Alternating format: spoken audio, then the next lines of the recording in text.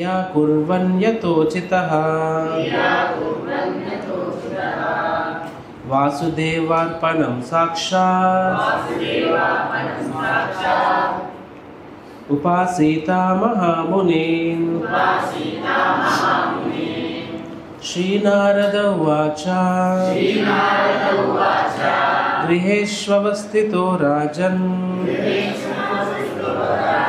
క్రియా కుర్వన్ యతోచితః వాసుదేవార్పణం సాక్షాత్ ఉపాసీతా మహామునిన్. శ్రీనారద ఉవాచ గృహేష్వస్థితో రాజన్ క్రియా కుర్వన్ యతోచితః వాసుదేవార్పణం సాక్షాత్ ఉపాసీతా మహామునిం.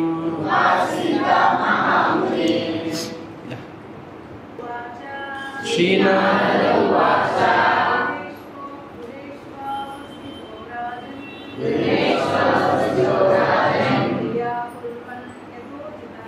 క్రియా కుర్వన్ యతోచితః వాసుదేవార్పణం సాక్షాత్ ఉపాసీతా మహామునిం. శ్రీనారద ఉవాచ గృహేష్వస్థితో రాజన్ క్రియా కుర్వన్ యతోచితః వాసుదేవార్పణం సాక్షాత్ ఉపాసీతా మహామునిం. ప్రభుజీస్.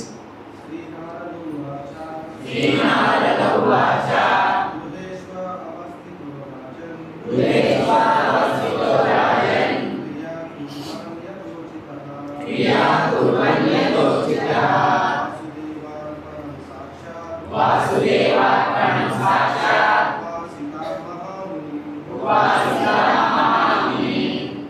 శ్రీనారద ఉవాచ గృహేష్వస్థితో రాజన్ క్రియా కుర్వన్ యతోచితః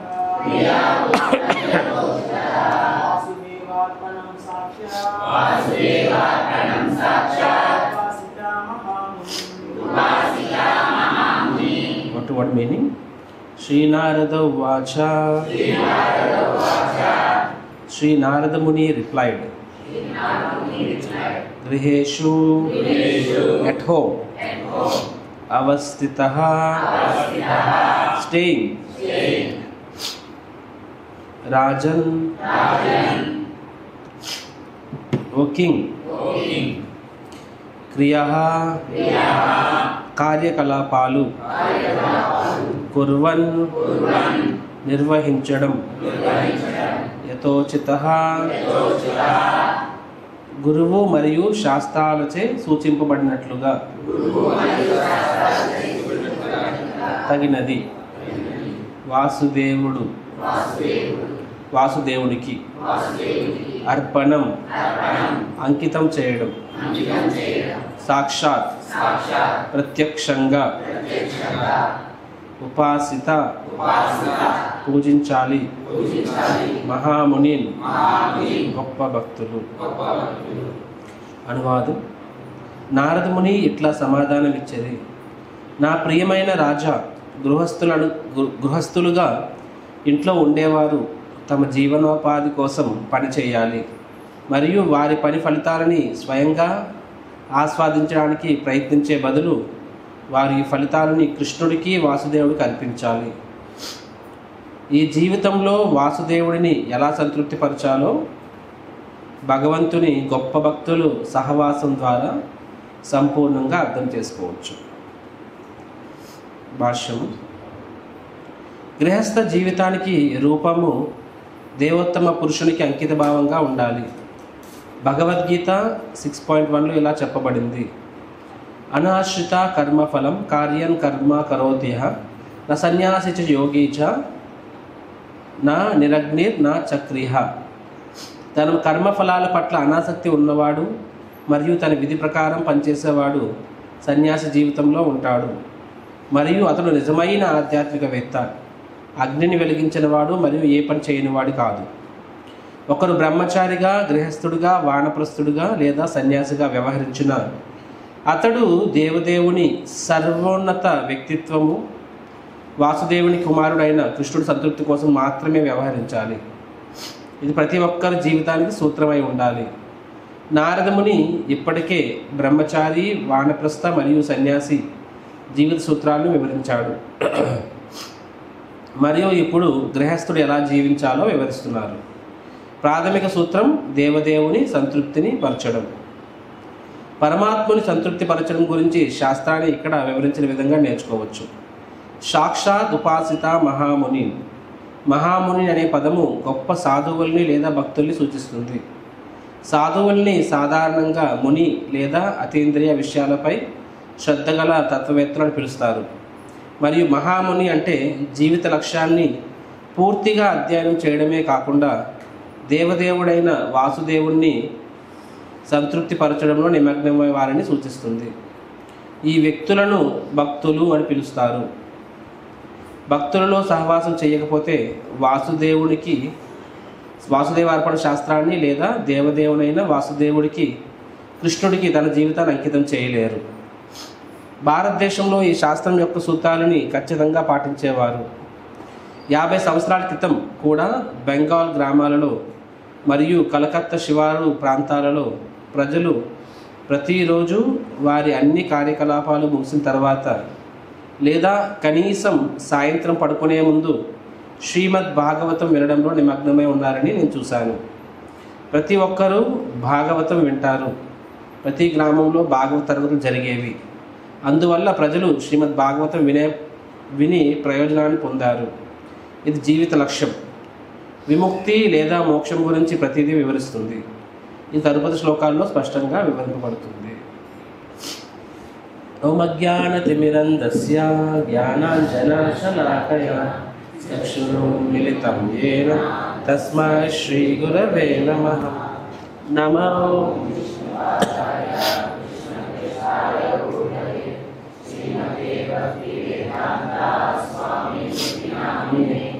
నమస్తే సరస్వతీ దేవే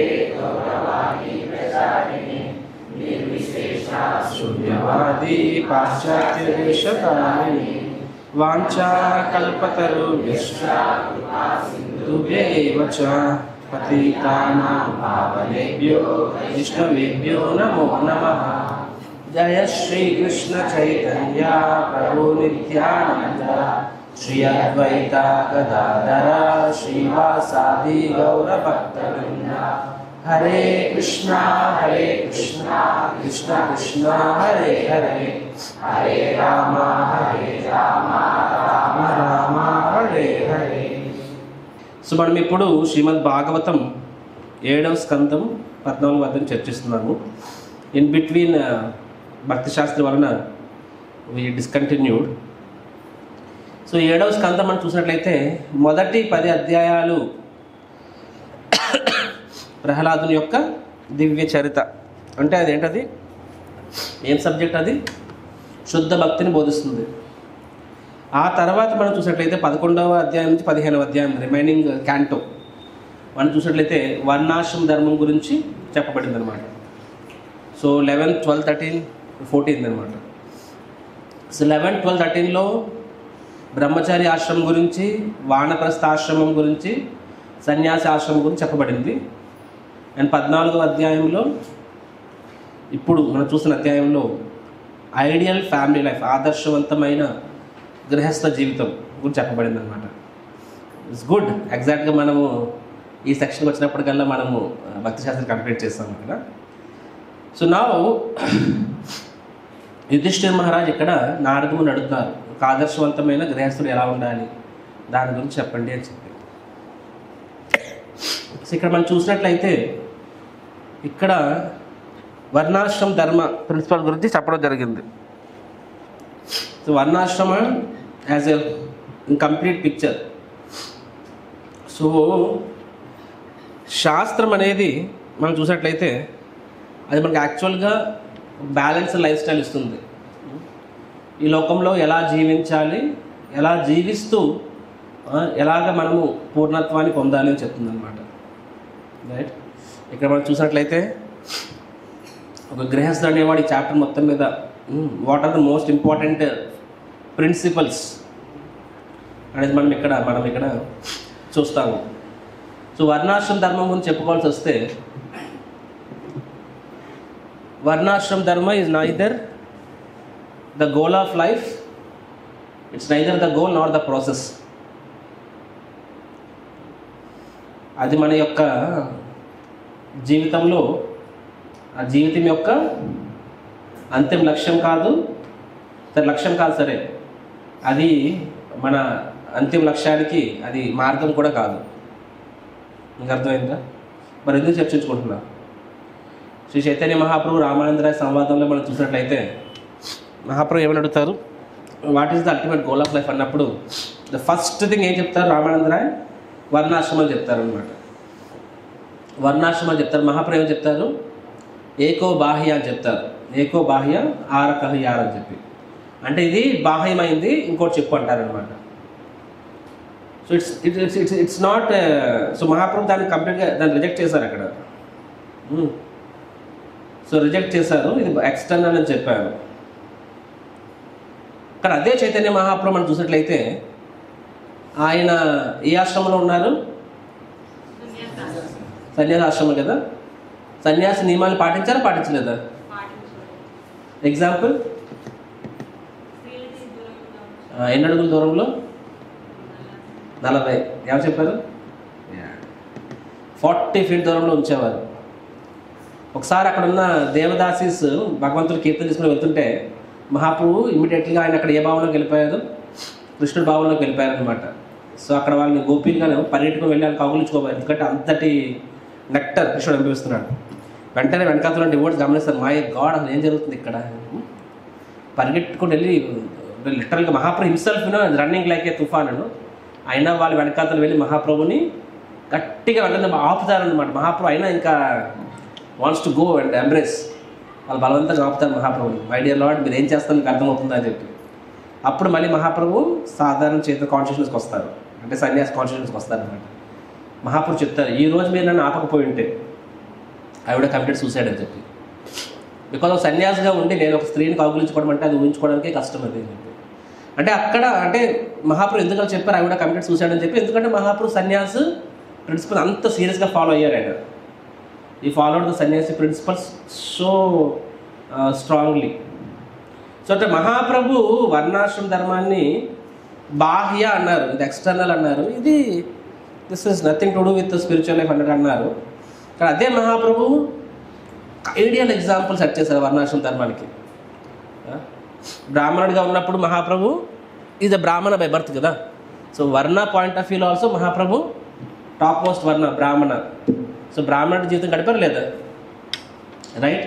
ఈ was a teacher, you would not salary. బ్రాహ్మణుడు అనేవాడు శాలరీ తీసుకోకూడదు. Similarly ashram point of view he was a top most ashram sannyas. So అంటే ఒక వర్ణ పాయింట్ ఆఫ్ వ్యూలో కూడా ఆయన ఒక ఆదర్శవంతమైన బ్రాహ్మణ జీవితాన్ని గడిపారు. ఆశ్రమ పాయింట్ ఆఫ్ వ్యూలో ఆల్సో మహాప్రభు ఒక ఆదర్శవంతమైన సన్యాస జీవితం గడిపారు. సో హీ హిమ్సెల్ఫ్ ఫాలోడ్ వర్ణాశ్రమ ధర్మ పెర్ఫెక్ట్లీ. ఇక్కడ ఆయన ఏం చెప్తారు? ఇది బాగా అని చెప్తున్నారు. సో మరి ఏంటి వర్ణాశ్రమ ధర్మం? ఇక్కడ మనం భాగవతం చూసినట్లయితే భాగవతం శుద్ధ భక్తి చెప్పింది 10 అధ్యాయాలు, 11వ అధ్యాయం నుంచి 15వ రిమైనింగ్ భాగవతం క్యాంటో ఏం చెప్తుంది? వర్ణాశ్రమ ధర్మ చెప్తుంది. సో భాగవతంలో 5 అధ్యాయాలు వర్ణాశ్రమ ధర్మాన్ని కేటాయించారంటే దాని వెనక లేదా ఉంది కదా. So how to understand this అంటే వర్ణాశ్రమం అనేది it is art of living. Simple చెప్పాలంటే ఆర్ట్ ఆఫ్ లివింగ్ సంస్థ ఉంది అది, బట్ వాస్తవంగా ఆర్ట్ ఆఫ్ లివింగ్ అనేది శాస్త్రమే ఇచ్చింది. What is that art of living is varnashrama dharma. And what is art of dying? Art of dying అంతే నారాయణ స్మృతి. ఆర్ట్ ఆఫ్ లివింగ్ ఏంటి? లివింగ్ వర్ణాశ్రమం. డయింగ్ అంతే నారాయణ స్మృతి. ఒకసారి హిస్ గ్రేస్ జననివాస్ ప్రభుత్వం ఒక వ్యక్తి వచ్చాడు మాయపూర్లో, చెప్పాడు నేను I belong to Art of Living movement అని చెప్పి. జననివాస్ ప్రభు ఏం చెప్పారు? We belong to Art of Living movement. We are living Art of Living movement మీది, మాది Art of Living. Because Art of living is most important. How do you live so that you live perfectly. మీకు అర్థమైందా? So వర్ణాశ్రమ ధర్మం అనేది so మన జీవితంలో మన గోల్ ఏంటి? కృష్ణ ప్రేమ. That is the goal. And what is the means? Sadhana bhakti. So అంటే మన గమ్యం అనేది కృష్ణ ప్రేమ అయితే మన మార్గం ప్రస్తుతానికి సాధన భక్తి. Right, to begin with sadhana bhakti. So వర్ణాశ్రమ ధర్మం రెండు కాదు. అది neither the goal nor the means. Varnashrama dharma is what it is platform. వర్ణాశ్రమ ధర్మం ఏంటది? ప్లాట్ఫామ్. ప్లాట్ఫామ్ తెలుగులో ఏమంటారు? వేదిక. అదొక ఆధారం. ప్లాట్ఫామ్ అంటే ఎగ్జాక్ట్ ఆ ప్లాట్ఫామ్ మన కాంగ్రెస్ తెలుగులో కూడా వీక్, ఇంగ్లీష్లో కూడా వీక్, అదే తెలుగులో కూడా వీక్ అనమాట. సో వర్ణాశ్రమ ధర్మం అనేది అదొక ఆధారం అనమాట. చాలామంది చెప్తుంటారు, రోజు సొంత కాళ్ళ మీద పైకి వచ్చాను నేను, నాకు ఎవరు తోడ్పాటు లేదు, సొంతంగా ఎదిగాను, ఇది I stand on my own foot అని చెప్పి. ఈ లోకంలో ఎవరు కూడా సొంత కాళ్ళ మీద నిలబడలేడు, సొంత కాళ్ళ మీద ఎదగలేదు. ఈవెన్ సంబడి నాకు ఎవడు గాడ్ ఫాదర్ లేడు. కొంతమంది చెప్తుంటారు కదా, స్పోర్ట్స్ స్టార్లు, సినిమా స్టార్లు లేడు, సొంత కాళ్ళ మీద నిలబడని చెప్పి. ప్రతి ఒక్కరికి కనీసం భూదేవైన ఆధారం ఉంటుంది, అవునా కాదా? భూదేవి ఆధారం లేకుండా ఎవడ లెగ్గలడా, నిలబడగలడా? Mother earth is the base for everyone, right? So similarly మన స్పిరిచువల్ లైఫ్లో ముందుకు వెళ్ళాలి అంటే మన సాధన భక్తి చేసుకోవాలనుకున్నప్పుడు, ఎస్పెషల్గా సాధన భక్తి స్థాయిలో వర్ణాశ్రమ ధర్మం అనేది it acts as a solid base. ఆ బేస్ ఉన్నప్పుడు ఏమవుతుంది? మన సాధన భక్తి ఈజీ అవుతుంది. సో వర్ణాశ్రమ ధర్మం ఇట్ సెల్ఫ్ అనేది దట్ ఇస్ నాట్ ద, అది చెప్పిన గోల్ కాదు, నైదర్ ద మీన్స్ కాదు, but that acts as the base. శుద్ధ భక్తులకు అవసరం లేదు వర్ణాశ్రమం అనేది. హనుమంతుడు లంకాకి వెళ్ళినప్పుడు హనుమంతుడికి రామసేతు అవసరం పడిందా? ఆయన ఒక్క చలాన్ ఒక్క జంప్ దూకాడు, ఎగిరాడు, వెళ్ళి డైరెక్ట్గా లంకలో ఆయన దిగారనమాట. సో హనుమంతుడికి అవసరం లేదు, కానీ మిగతా వానర సేనకి అవసరం పడింది. The same way for somebody pure డివోటీస్న వాళ్ళకి రూల్స్ అండ్ రెగ్యులేషన్స్ అనేది అవసరం లేదు వాళ్ళకి, అది because they have transcended everything. కానీ ఫర్ సాధనా భక్తస్ అనేప్పటికీ ఈ వర్ణాశ్రమ ధర్మ ప్రిన్సిపల్స్ అనేవి చాలా చాలా ముఖ్యం, తెలుసుకోవాలి. బ్రహ్మచారి అన్నాక బ్రహ్మచారి ధర్మం ఏంటి, గ్రేస్ అన్నాక గ్రేస్ ధర్మం ఏంటి, ఇవన్నీ తెలుసుకోవడం చాలా ముఖ్యం. అండర్స్టాండింగ్ దిస్ పాయింట్ అందరికి అర్థమవుతుందా? సో బిఫోర్ అంటే మనం ఈ పర్పోర్ట్లోకి వచ్చే ముందు, because this is the beginning of the chapter కాబట్టి చెప్తున్నాను అనమాట వర్ణాశ్రమ ధర్మం గురించి. So for Hanumanji it was not needed, but father's needed. అలా చూసినట్లయితే భక్తి సిద్ధాంత సరస్వతి ఠాకూర్ ముందు మన వైష్ణవ సంప్రదాయంలో చాలామంది బాబాజీ తీసుకుండేవాళ్ళు, there was no ashram. But Bhakti Siddhanta Saraswati Thakur చూసారన్నమాట, యాక్చువల్గా వీళ్ళు బాబాజీ వేషాలు ఉన్నారు కానీ వీళ్ళకన్నా గృహస్థులు వేరేట్లు బెటర్ అని చెప్పి. బికాజ్ ఏ హానెస్ట్ గృహస్థ ఈజ్ ఫార్ బెటర్ దాన్ ఏ హిపోక్రైటిక్ సాధు. హానెస్ట్ అంటే ఒక నిజాయితీ గల గృహస్థుడు, సిన్సియర్ చిత్తశుద్ధి గల గృహస్థుడు అనేవాడు, వాడికి భగవంతుడు ధామానికి పడే ఎక్కువ అవకాశం ఉంటుంది ఒక కపటమైన సన్యాసి కన్నా కూడా. అండ్ భగవద్గీతలో కృష్ణుడు ఇదే విషయాన్ని 3వ అధ్యాయంలో చెప్తాడు, 5వ అధ్యాయంలో చెప్తారు, 6వ అధ్యాయం బిగినింగ్లో కూడా చెప్తారు. సేమ్ కాన్సెప్ట్ చెప్తారు, మిథ్యాచారిత ఉచ్యతే అని చెప్పి. ఈ పర్పోర్ట్లో కూడా శ్రీల ప్రభుపాద్ గారు ఏమని చెప్పారు, ఇసాడు యాక్చువల్గా. సో సంబడి హ్యాజ్ నిరంకార నిర్మమ, అహంకార, మమ అంటే నాది అని చెప్పి, అహంకారం అంటే నేను. సింపుల్ చెప్పాలంటే అహం మేమైతే, ఈశ్వరోహం అహం మేమైతే అంటాం కదా. ఈ రెండు జబ్బులతో ప్రతి ఒక్కడు వస్తాడు, ఈశ్వరోహం అండ్ అహం మమేతి. ఈశ్వరోహం అంటే ఏంటి?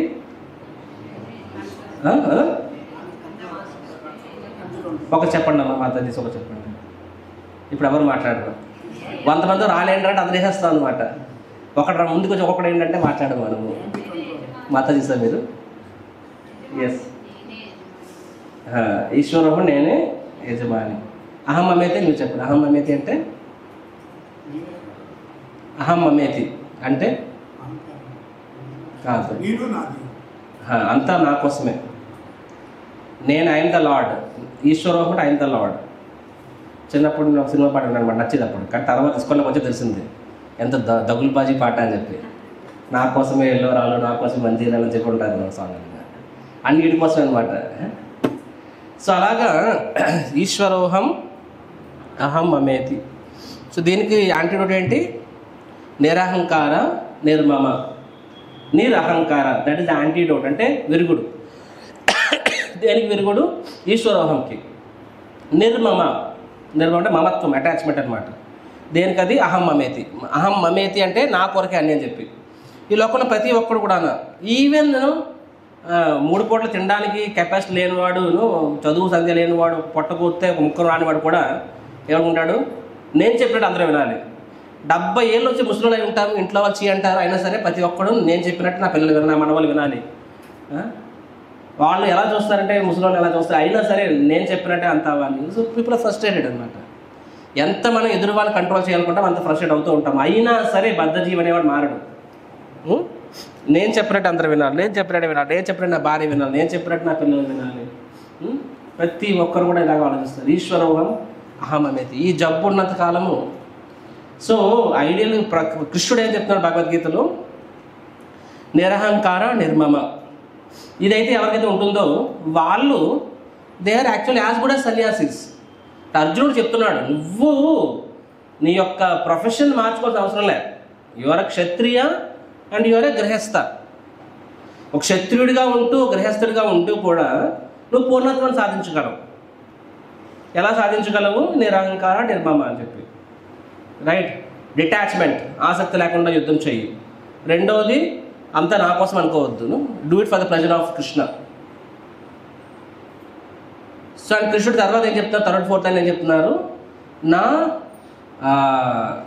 నా కర్త, నా నిరగ్ని. నిరగ్ని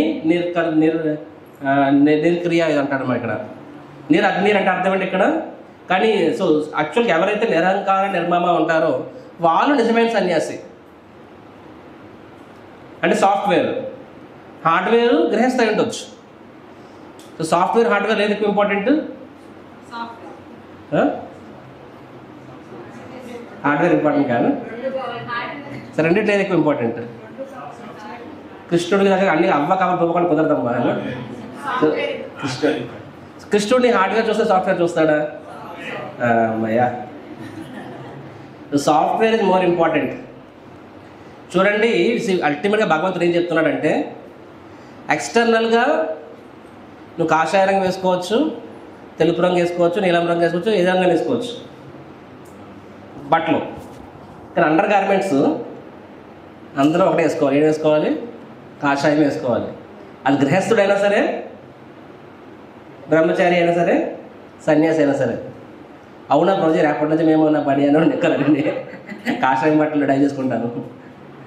it is truth, it is true. External garments ఏ రంగు వేసుకో, అంటే ఏ రంగు అంటే నా ఆశ్రమానికి తగినట్టు వేసుకో. ఇంటర్నల్ గార్మెంట్స్ గృహస్థాశ్రమం అయినా సరే ఏ గార్మెంట్స్ ఉండాలి? సాఫ్రాన్, వేరే రంగా? సాఫ్రాన్. సో కృష్ణుడు అని చెప్తున్నారు ఇక్కడ భగవద్గీతలో. So change the internals.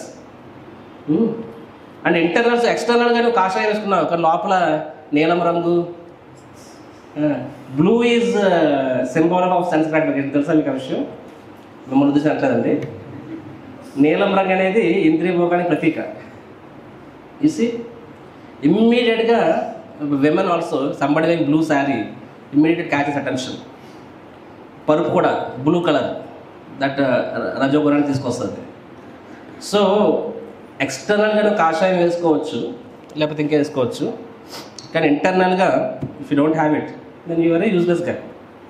కృష్ణుడు అదే విషయం చెప్తున్నారు అనమాట. నిరహంకార నిర్మమ ఉన్నవాడు నిజమైన సన్యాసి, గృహస్థ అయినా సరే. బట్ నాట్ నిరగ్నిర్. యా ఏంటి యాక్చువల్ లైన్ వర్డ్ ఏంటి అది? నా నిరగ్నిర్ నా చ క్రియ, అక్రియ అని చెప్పి. అంటే పంచ అయినవాడు అగ్గి వెలిగించినవాడు. అగ్గి వెలిగించినవాడు అంటే అర్థం ఏంటి? అంటే అర్థం ఏంటి అక్కడ? వంట చేయనోడు అని చెప్పి. వంట ఎవరు చేస్తారు చెప్పండి? గృహస్థులు చేస్తారు. ఇప్పుడు మన ఏంటది ప్రకాశం బ్యారేజ్ దగ్గర చాలామంది ఉంటారు. వాళ్ళు గమనిస్తే వాళ్ళు కష్టపడి వాళ్ళు వంట వండుకుంటారా? వాళ్ళు ఏమైనా పని చేస్తారా? సన్యాసి అనేవాడు వాడు వంట అంటే అర్థం ఏంటి? స్టోర్ రూమ్ ఇది అది. ఇప్పుడు ఇస్కాన్ లెక్కలేయొద్దు, అది వేరే విషయం. బట్ యాజ్ ఎ సాధు అంటే ఆ పూటకి ఏదొస్తే దాని మీద డిపెండ్ అవుతాడు, అవునా కదా? సో అంటే వాడు స్టోరింగ్ చేసుకోడు.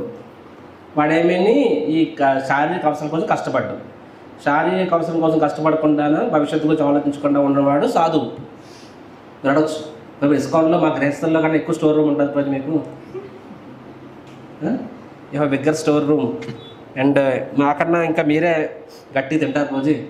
మేమేదో చల్లని చపాతీలు మధ్యాహ్నం తెల్లారి చేసుకుని టిఫిన్ పక్కన పెట్టి తింటాము. మీరు వేడి పకోడాలు రోజుకి. నాకు తెలుసు రోజు ఐసీ. మాకన్నా మీరే గట్టిగా ఎంజాయ్ చేస్తారు. మాకు ఇప్పుడు తప్ప పళ్ళు డజన్ 100 రూపాయలు 100 రూపాయలు ఉన్నాయి. మీకు ఇప్పుడు మంది పళ్ళు వస్తూ ఉంటాయి. మాకంటే మీరే ఎంజాయ్ చేస్తారు. So how are you sadhus?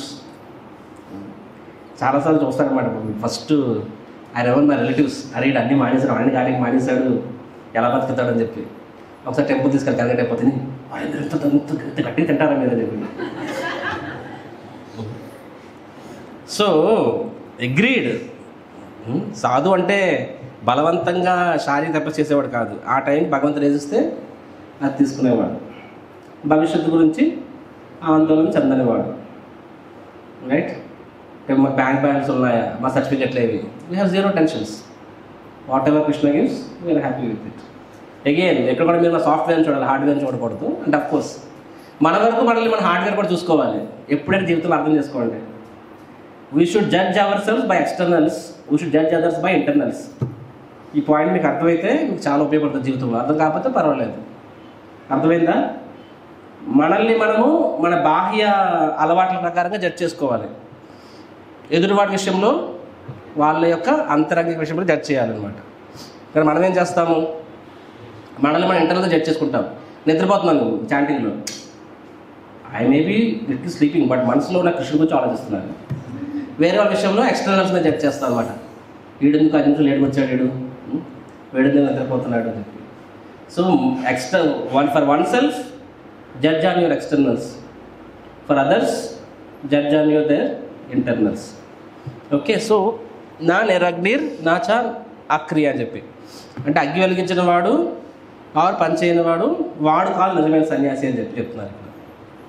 Prakasam barrage దగ్గర వాళ్ళు కూడా ఇప్పుడు సాధువులు ఎలా ఉంటారు? అలాగే ఉంటారు ఎక్స్టర్నల్గా. అంటే ఒక గూడు లేదు, గుడ్డ లేదు, అంటే ఎక్కడ బయటపడుకుంటారు. కానంత మాత్రాన వాళ్ళు సన్యాసులు సమానమా? They are actually lazy bumps. అంటే జనరల్గా చేయట్లేదు, బట్ ఇన్ జనరల్గా. రైట్? సో కృష్ణుడు ఏమని చెప్తున్నాడు? So he is not talking about externals. So similarly వర్ణాశ్రమ ధర్మం అనేది మనకొక ప్లాట్ఫామ్ ఇస్తుంది అనమాట. ఆ ప్లాట్ఫామ్లో ప్రతి ఒక్క వర్ణకి ప్రతి ఒక్క ఆశ్రమకి ఒక నిర్దిష్టమైన విధి విధానాలు ఉంటాయి. ఆ విధంగా వాళ్ళు ముందుకు వెళ్ళగలరు. రైట్? అల్టిమేట్లీ గోల్ ఏంటది? అంతే నారాయణ స్మృతి. రైట్? అథా పుంబే ద్విజాశ్రేష్ట వర్ణాశ్రమ విభాగశ స్వానిష్ఠితస్య ధర్మస్య సంసిద్ధి హరితోషణం. సో గోల్ ఆఫ్ వర్ణాశ్రమం ఏంటి? సంసిద్ధి హరితోషణం. సో సంబంధించిన గృహస్థ వాడి గోల్ ఏంటి? హరితోషణం. అవునా? సంబంధించిన బ్రహ్మచారి వాడి గోల్ ఏంటి? సన్యాసి వానప్రస్థ. అందరూ చెప్పండి, వానప్రస్థ ఏంటి? హరితోషణం. నువ్వు ఏ ఆశ్రమం అయినా సరే గోల్ ఏంటి? హరితోషణం. అది మర్చిపోకూడదు. అది ఈ విషయం మర్చిపోతే ఏమవుతుంది? Then the whole problems come. ఇప్పుడు వర్ణ కూడా ప్రతి వర్ణకు ఒక డ్యూటీస్ ఉంటాయి. ఆ గోల్ అనేది మరి గోల్ ఏంటి? వర్ణాలు కూడా 4 గోల్స్ ఏంటది? హరితోషణం. ఆ గోల్ మర్చిపోతే ఏమవుతుంది? ఇప్పుడు వర్ణ వ్యవస్థలో గోల్ మర్చిపోవడం ద్వారా ఏమైంది? ఎక్స్ప్లాయిటేషన్ అయింది. నేను బ్రాహ్మణుడిని, నేను నీకన్నా గొప్పోడిని, నువ్వు శూద్రుడివి. నువ్వు నాకు చాకరీ చేసి పెట్టు, టెంపుల్ అక్కడ నేను ముట్టుకోను, నేను నీ పని నిజ పనులు చేయించుకుంటాను, కానీ నేను ఒక అదముడిగా చూస్తాను. అదేంటది? ఎక్స్ప్లాయిటేషన్. ఎక్స్ప్లాయిట్ తెలుగులో ఏమంటారు? వారిని ఎగ్జాక్ట్ డిక్షనరీ మీనింగ్ చెప్పొద్దు, సందర్భం చెప్పండి. దోచుకోవడం కాదండి, అది డిక్షనరీ మీనింగ్. ఎక్కడ ఎక్స్ప్లాయిటేషన్ అంటే అర్థం ఏంటంటే వారి మీద యజమాయిషి చలాయించడం, అణగదొక్కడం అనమాట. సో అంటే వర్ణ అనే దానికి గోల్ మర్చిపోతే, గోల్ ఏంటి? సంసిద్ధి హరితోషణం. అది మర్చిపోతే ఏమైంది? అక్కడ వర్ణ వ్యవస్థ కాస్త కుల వ్యవస్థ కింద మారిపోయింది. వర్ణ వ్యవస్థ కాస్త కొంతమంది మీద అంటే అణగారిన వాళ్ళు అలా వాళ్ళని అణగదొక్కడం జరిగింది. సిమిలర్గా ఆశ్రమంలో కూడా సేమ్ కాన్సెప్ట్ అనమాట. గోల్ మనం మర్చిపోతే ఏమవుతుంది? సో గృహస్థాశ్రమం is not a, you should remember the goal, otherwise గృహస్థాశ్రమం అంటే లైసెన్స్ ఫర్ సెల్ఫ్ గ్రాటిఫికేషన్. అర్థమైందా? ఎందుకు పని చేసుకుంటున్నావు? ఎంజాయ్ చేయడానికి. దట్ మీన్స్ నీ గృహస్థాశ్రమం అనేది తెలియదు. ఎందుకు బ్రహ్మచారం అనుకుంటున్నావు? అబ్బా ఈ టెన్షన్ పడలేను రోజు, ఈ పెళ్ళం పోలు పడలేను, లీటర్ పాలు కోసం ఎవడో ఆవులు నేర్పుతాడు రోజు. అర్థమైందా మీకు? టిపికల్గా బ్రహ్మచారం ఇలా నడుస్తామట. లీటర్ పాలు కోసం ఎందుకు ఆవును నేర్పాలని చెప్పి మీకు అర్థం కాకపోతే పర్లేదులేండి. సో బ్రహ్మచారాశ్రం అంటే ఈ స్త్రీ పురుష అనేవాళ్ళు, స్త్రీ అంటే వేరే జాతి అనమాట. అసలు పేరుకి ఇద్దరు మనుషులు, కానీ డిఫరెంట్ స్పీషీస్. మనుషులు మానవ జాతి 4 లక్షల స్పీషీస్ ఉంటారు కదా, అందరు men of species, women of species. చూడడం ఒకేలా ఉంటారు కానీ మైండ్ సెట్స్ కంప్లీట్ డిఫరెంట్ పనిచేస్తాయి. సో ఈ టెన్షన్ నాకు వద్దు. సో నాకు ఈ టెన్షన్ వద్దు, ఈ ఫ్యామిలీ రిలేషన్స్, ఈ పిల్లలు టెన్షన్ వద్దు, కాబట్టి నేను బ్రహ్మచారి ఉండాలనుకుంటున్నాను. అలా కొంతమంది బ్రహ్మచారి అవ్వచ్చు. సో అప్పుడు ఏమవుతుంది అంటే, సో ఎందుకు బ్రహ్మచారి ఆశ్రమంలో ఉంటున్నాడు వాడు? He want to be responsible. He doesn't want responsibility. He wants enjoy. He want enjoyment. ఎలాగా? అండ్ బిందాస్ రహు, ఎవరేమన్నారు? 3 పూట్ల భోజనం వచ్చేస్తుంది, ఆశ్రమం ఉంటాము, ఏం టెన్షన్స్ ఉండవు. వాస్తవమే, బ్రహ్మచారి ఆశ్రమం is very relaxed. No to opposite sex, బిందాస్. కానీ ఆ బ్రహ్మచారి అలా బ్రహ్మచారి 100 ఏళ్ళ బ్రహ్మచారి బతికినా సరే వాడు ఏం సాధిస్తున్నాడు అక్కడ? వాడు ఏం సాధిస్తున్నట్టు? నువ్వు సంసిద్ధి హరితోషణం అనే ఎలిమెంట్ లేనప్పుడు దాని it is waste actually. What is the shloka? ధర్మ స్వానిష్ఠిత పుంస విశ్వక్షేణ కదా నా ఉత్పాదయేద్ యదిరతిం శ్రమ ఏవహి కేవలం. నా ఉత్పాదయేద్ యదిరతిం అంటే నువ్వు ఏ ఆశ్రమంలో ఉన్నా, ఏ వర్ణంలో ఉన్నా సరే, అది నీలో నా ఉత్పాదయేత్ అంటే నీలో ఆ బయటికి రావట్లేదు. ఏంటది? రతి ఫర్ ద విశ్వక్షేణ. భగవంతుడి పట్ల ప్రేమ అనేది ఉత్పన్నం కానప్పుడు అప్పుడు ఏంటది? శ్రమ ఏమో కేవలం. నువ్వు జీవితకాలం బ్రహ్మచారిగా ఉండు, సన్యాసం తీసుకో, నలుగురు పాదాలను పడతారు, సన్యాసికి ఎక్కడ చెప్పడం వస్తుంది, you can be. But goal అనేది, the goal is not pleasing Krishna, then it is శ్రమ ఏమో కేవలం. సిమిలర్ గృహస్థాశ్రమం, why you want be grihastha? Prabhuji, I'm sure it's very difficult, I just want to have my own space, I just want to relax, I want to enjoy. Madhya Hare Krishna also. So why you want to be a grihastha? Just to enjoy. జీవితం వచ్చేదాకా నేను ఇంట్లో ఉంటాను, నా wife పిల్లలు ఇది చివరి వరకు ఇంకా ఫ్యామిలీ. అప్పుడేంటది? అది శ్రమ ఎవరికి కేవలం. మృగారి స్టోరీ తెలుసుకుంది మీ అందరికీ. మృగారి స్టోరీలు ఉండేవాడు ఫుల్లీ ఫ్యామిలీ అటాచ్డ్ అనమాట. నారద మీరు గమనిస్తున్నారు, ఏం చేస్తాను చెప్పి వెళ్తాను అనమాట. కానీ ముసలోడు అయిపోయావు, ఎప్పటికి కూడా నీకు ఎంత వ్యామోహం ఎందుకు? నేను వైకుంఠానికి వెళ్తున్నాను, నువ్వు ఓకే అంటే నేను తీసుకెళ్ళిపోతాను చెప్పి ఏమంటాడు మృగారి? ఆ యొక్క that what is his name? Kailash. ఆయన పేరు కైలాష్. లేదు, నా పిల్లలకి బిజినెస్ అప్ చెప్పాను, నా బిజినెస్ అప్పు చూసుకోవట్లేదు. అలా నీకన్నా 100 రెట్లు తెలివైన ఉంటారు, కానీ ప్రతి ఇంట్లో అలాగే ఉంటుంది మొరల్లెస్. మన ముసలి అయిపోతే మనకన్నా 1000 రెట్లు పిల్లలు ఇంటెలిజెంట్ అంటారు, కానీ వాళ్ళకి ఏం తెలియదు అనుకుంటాం అనమాట. కరెక్షన్ చేస్తాను, వాళ్ళకి ఏం తెలియదు, నేను ఉండకపోతే వాళ్ళు అన్ని వేస్ట్ చేసేస్తారు, కాబట్టి ఐ వాంట్ బి దేర్ అని చెప్పి నాకు సరే నీ ఇష్టం అని చెప్పి వెళ్ళిపోతాను అనమాట. కొన్నాళ్ళ వేగం తెచ్చిపోతాడు. ఫస్ట్ ఆఫ్ ఆల్ కుర్ర వయసులో వస్తాడు, నా ఫ్యామిలీకి ఇంకా పిల్లలు, నా పిల్లలకి ఇంకా మ్యారేజెస్ చేయలేదు, సెటిల్ చేయలేదు, వాళ్ళకి సెటిల్ చేసాక వస్తా అంటాడు. తర్వాత ఏమవుతుంది? సెటిల్ అయిపోయారు, పిల్లలు సెటిల్ అయిపోయారు, వాళ్ళ పిల్లలు అయిపోయాయి, వాళ్ళు తమ పనులు చూసుకుంటున్నారు. ఇప్పుడే నువ్వు రా అంటే లేదు నా పిల్లలకి ఇంకా నా గైడెన్స్ చాలా అవసరం. They need my guidance. సరే, నెక్స్ట్ వచ్చినప్పటికి ఏమయ్యాడు? లేడు. కైలాసం ఎప్పుడు పోయాడు అనమాట. ఇంట్లో వాళ్ళు పోయాడు అని చెప్పి బయట వెళ్తున్నప్పుడు ఒక నడుస్తుంది అనమాట. నారదుడు చూస్తాడు, కైలాసం నువ్వే కదా అంటే అవును అంటాడు. కుక్క పోయే అంటాడు అనమాట. ఏం చేయమంటాడు? చచ్చిపోయేదా చివరి వరకు కూడా అమ్మ నా ఇంట్లో ఎవరు వచ్చేస్తారా, నా ఆస్తి నా పిల్లలు ఎవరు దొంగతనం తీసేస్తారు, నా పిల్లలు ఇర్రెస్పాన్సిబుల్, వాళ్ళు పడిపోవడానికి ఏం తెలియదు అంటే నువ్వు you are very concern about them. So నీ కాన్షియస్నెస్ ఏంటి? కుక్క అనేది ఏంటి? సెక్యూరిటీ. కుక్క జన్మ వచ్చింది దానికి. నారదుడు అంటాడు, అరే ఏంటి నీకు ఆ కర్మ, ఇప్పుడు ఇప్పుడేరా నేను తీసుకెళ్తానని చెప్పి వైకుంఠానికి అన్నాడు. నారదుడు ఏం మాట్లాడుతున్నారు? నా పిల్లలు ఎంత వయసు ఇంకా బాధ్యత రాలేదు, అప్పుడప్పుడు తాళం వేయడం మర్చిపోతారు, అప్పుడప్పుడు సామాన్లు అక్కడే వదిలేస్తారు, కాబట్టి నేను లేకపోతే ఇదే నడవదు అసలు. నారదుడు మై గాడ్ అని చెప్పిన సరే వెళ్తారు.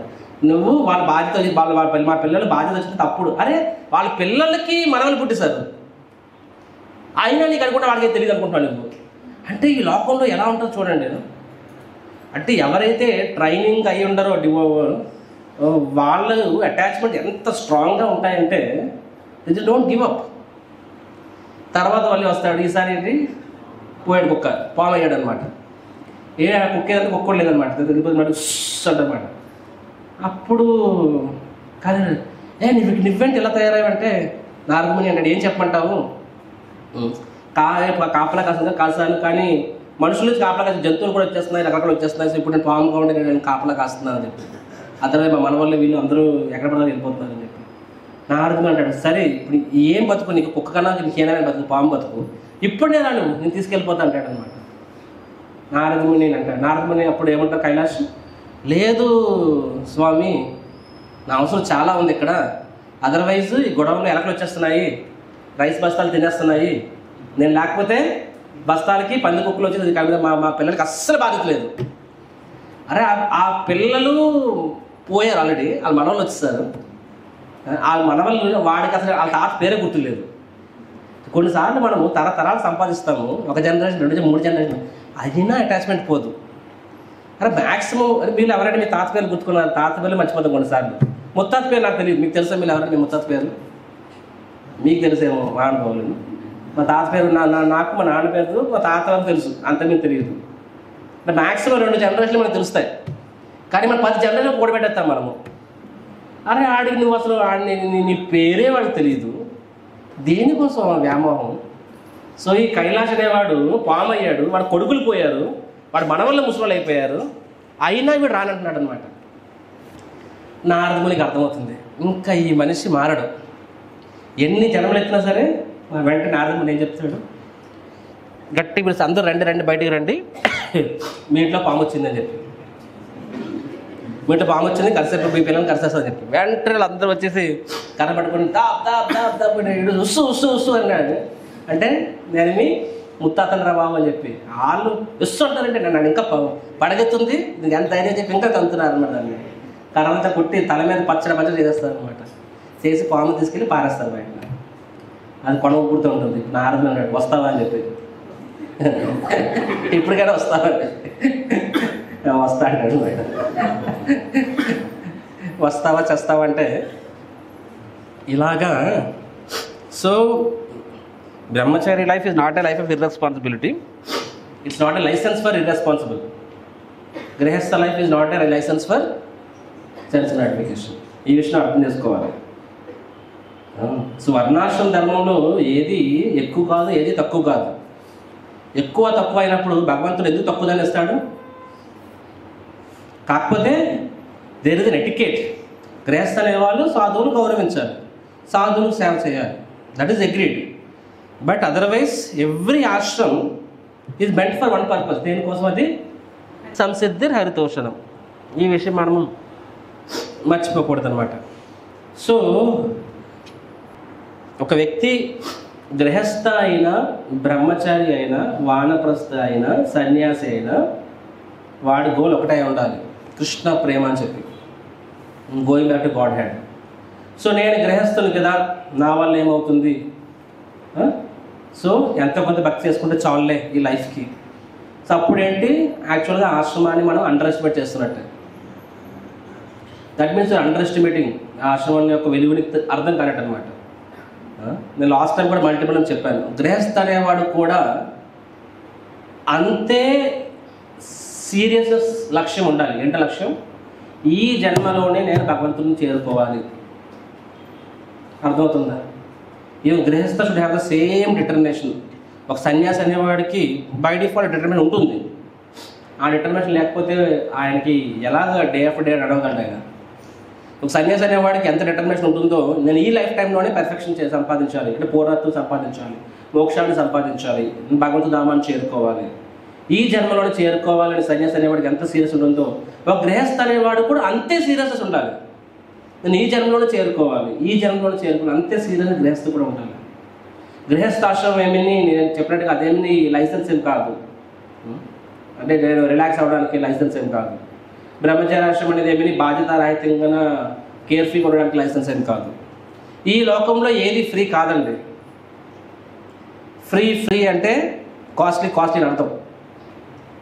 ఎంత ఫ్రీ అంటే అంత కాస్ట్లీ. ఎప్పుడైనా చూడండి, ఎవరైనా ఫ్రీగా ఇస్తే మనం తీసుకోకూడదు. ఎందుకంటే ఫ్రీ అంటేనే ఎవరికైనా కాస్ట్లీ అర్థం. ఇప్పుడు మేము కొన్ని టెంపుల్కి వెళ్తాము, వాళ్ళు ఫ్రీగా రూమ్ ఇస్తారు, ఫ్రీగా పట్టేస్తారు, మేము తీసుకోము. మేము తీసుకున్నామంటే ఏమవుతుంది, తర్వాత వాళ్ళు వచ్చినప్పుడు నువ్వు ఆ చేయాలి, లేదా ఫెసిలిటీ లేదేమో, ఇంకా ఎక్స్పెన్సివ్, బెటర్ దట్ను ఇది సర్వీస్ కూడా ఫ్రీ తీసుకోండి చాలాసార్లు. ఎందుకంటే ఫ్రీ తీసుకున్నప్పుడు లేకపోతే వాళ్ళు ఏమంటే నీకు ఎంత చేశాను అని చెప్పి అంటారు, తలనొప్పి అనమాట. So better don't do like that. So free is nothing is free. గృహస్థాశ్రమం తన భగవద్ధామానికి వెళ్ళాలంటే nothing is free. Everyone is pay price. బ్రహ్మచారి అనేవాడికి ప్రైస్ ఏంటి? వాడికి వినయం. సన్యాసి అనేవాడికి ప్రైస్ ఏంటి? ఇంద్రియ నిగ్రహం. ప్రభుపాద అది భాష్యంలో మీరు చూసినట్లయితే ప్రభుపాద క్లియర్గా రాశారనమాట. రైట్, గోల్ ఆఫ్ గృహస్థ డివోషనల్ సర్వీస్ అని చెప్పి, డిటాచ్మెంట్ అని చెప్పి. బ్రహ్మచారి అనే వాళ్ళకి అంత ఎక్స్ప్లెయిన్ రాయాల్సిన అవసరం లేదు. ఎందుకంటే వాళ్ళు చేస్తున్న కార్యాలు అనేవి బై డిఫాల్ట్ కృష్ణుడి కోసమే చేస్తారు, అట్లీస్ట్ బాహ్యంగా. సాఫ్ట్వేర్ వేరే ఉండొచ్చు. సాఫ్ట్వేర్ అంటే నీ యొక్క చేతన. ఇప్పుడు నేను ప్రచారం చేస్తున్నాను, నేను మందిరంలో ఆల్టర్లో ఆరతిస్తున్నా, బ్యాకప్ చేస్తుంటాను, ఇంకేదో అంటే 24 hours మేము చేస్తున్న ఏ పని అయినా సరే డైరెక్ట్ భగవంతుడి సేవనే. కానీ అందులో కాన్షియస్నెస్ అనేది ఆ పూజాల ప్రతిష్ట అవ్వచ్చు. అంటే software can be questionable, but hardware అంటే బాహ్యంగా మనం చేస్తున్న ఏ పని అయినా సరే అది డైరెక్ట్గా కృష్ణుడి సేవ ఉంటుంది. గృహస్థ అనేవాడు అలా కాదు. గృహస్థ అనేవాడు తన కుటుంబాన్ని పోషించుకోవాలి. సో గృహస్థ అనేవాడికి ఈ has to deal with matter. అంటే డైరెక్ట్ బ్రహ్మచారి అనేవాడికి ఒకే ఒక ఉపాధి. ఏంటో ఉపాధి? గురువు కృష్ణునికి సేవ చేయడం. వేరే ఉపాధి అనేది ఉండదు. వేరే ఏ ఉపాధి ఉన్నా సరే వాడు బ్రహ్మచారి కాదంతే. గురువు కృష్ణ సేవించడం కన్నా వేరే ఏం పని చేసినా సరే is not a Brahmachari. That's it. ఇప్పుడు ఫండ్ రైజింగ్కి వెళ్ళినా సరే దేనికోసం వెళ్తున్నాము? గురువు కృష్ణ కోసం. యాత్రకి వెళ్ళి దేనికోసం వెళ్తున్నాము? ఫ్లైట్లో దేనికోసం తిరుగుతున్నాము? ఏం చేసినా సరే this is the ultimate object. కానీ గృహస్థ అనేవాడు వేరే ఉపాధి ఉంటుంది. ఏంటో ఉపాధి? ఫ్యామిలీని చూసుకోవాలి, పిల్లల్ని చూసుకోవాలి, భార్యను చూసుకోవాలి, ఇంటి పెద్దలను చూసుకోవాలి. సో గృహస్థ అనేవాడికి దేర్ ఈజ్ ఏ ఉపాధి అదర్ దాన్ సర్వింగ్ గురువు అండ్ కృష్ణ. గురువు కృష్ణుడికి సేవ చేయడం కన్నా కూడా వేరే ఉపాధులు కూడా ఉంటాయి ఆయనకి. ఫర్దర్ ఆయన సంపాదించాలి. కాబట్టి గృహస్థ అనేవాడికి ఏం చెప్పబడిందంటే వెరీ ఇంపార్టెంట్, అతడు తన వేరే ఉపాధుల్ని కూడా కృష్ణుడితో అనుసంధానం చేయడానికి ప్రయత్నించాలి. బ్రహ్మచారి అనేవాడికి అసలు కాన్సెప్ట్ లేదు, అసలు వేరే ఉపాధి అనేది ఉండదు. అసలు ఆ సవాలు ఉత్పన్నం అవ్వదు. డైరెక్ట్లీ ద యాక్టివిటీ అనేది కృష్ణుడి సేవ. కాన్షియస్నెస్ అనేది కృష్ణుడి సేవ అవ్వచ్చు, అవ్వకపోతే అది ఆయన సిన్సియారిటీ బట్టి ఉంటుంది. గృహస్థ అనేవాడికి యాక్టివిటీ కూడా అంటే బాహ్య కార్యం కూడా కృష్ణుడి సేవ కాకుండా వేరే కార్యం ఉంటుంది. కానీ దాన్ని ఆయన కృష్ణుడి సేవలో అనుసంధానం చేయాలి. ఈరోజు శ్లోకం అదే చెప్తున్నారు కదా, గృహస్థుడు అనేవాడు సంపాదించవచ్చు, కానీ సంపాదన అనేది ఇంద్రియ భోగం కోసం అయి ఉండకూడదు. దేనికోసం అయి ఉండాలి? వాసుదేవ అర్పణం సాక్షాత్. దేనికోసం అయి ఉండాలి? వాసుదేవ అర్పణం సాక్షాత్, భగవంతుని సేవలో వినియోగించడం కోసం అయి ఉండాలి. అండ్ దానికోసం ఏం చెప్పారు? మహాముని అంటే శుద్ధ భక్తుల యొక్క సాంగత్యంలో, వారి ఆధ్వర్యంలో, వారి పర్యవేక్షణలో వారి పర్యవేక్షణలో వాసుదేవార్పణం సాక్షాత్ చెయ్యాలన్నమాట. బ్రహ్మచారి అనే వాళ్ళకి, సన్యాసాశ్రమంలో ఉన్న వాళ్ళకి ఆ గణిత అవసరం, ఎందుకంటే వాళ్ళ యాక్టివిటీనే డైరెక్ట్లీ కృష్ణ సర్వీస్. గృహస్థ అనే వాళ్ళకి వారి యాక్టివిటీ డైరెక్ట్లీ కృష్ణ సర్వీస్ కాదు, కొన్ని కాదు. కాబట్టి దాన్ని ఎలా కృష్ణుడితో అనుసంధానం చేయాలో వాళ్ళు నేర్చుకోవాలి.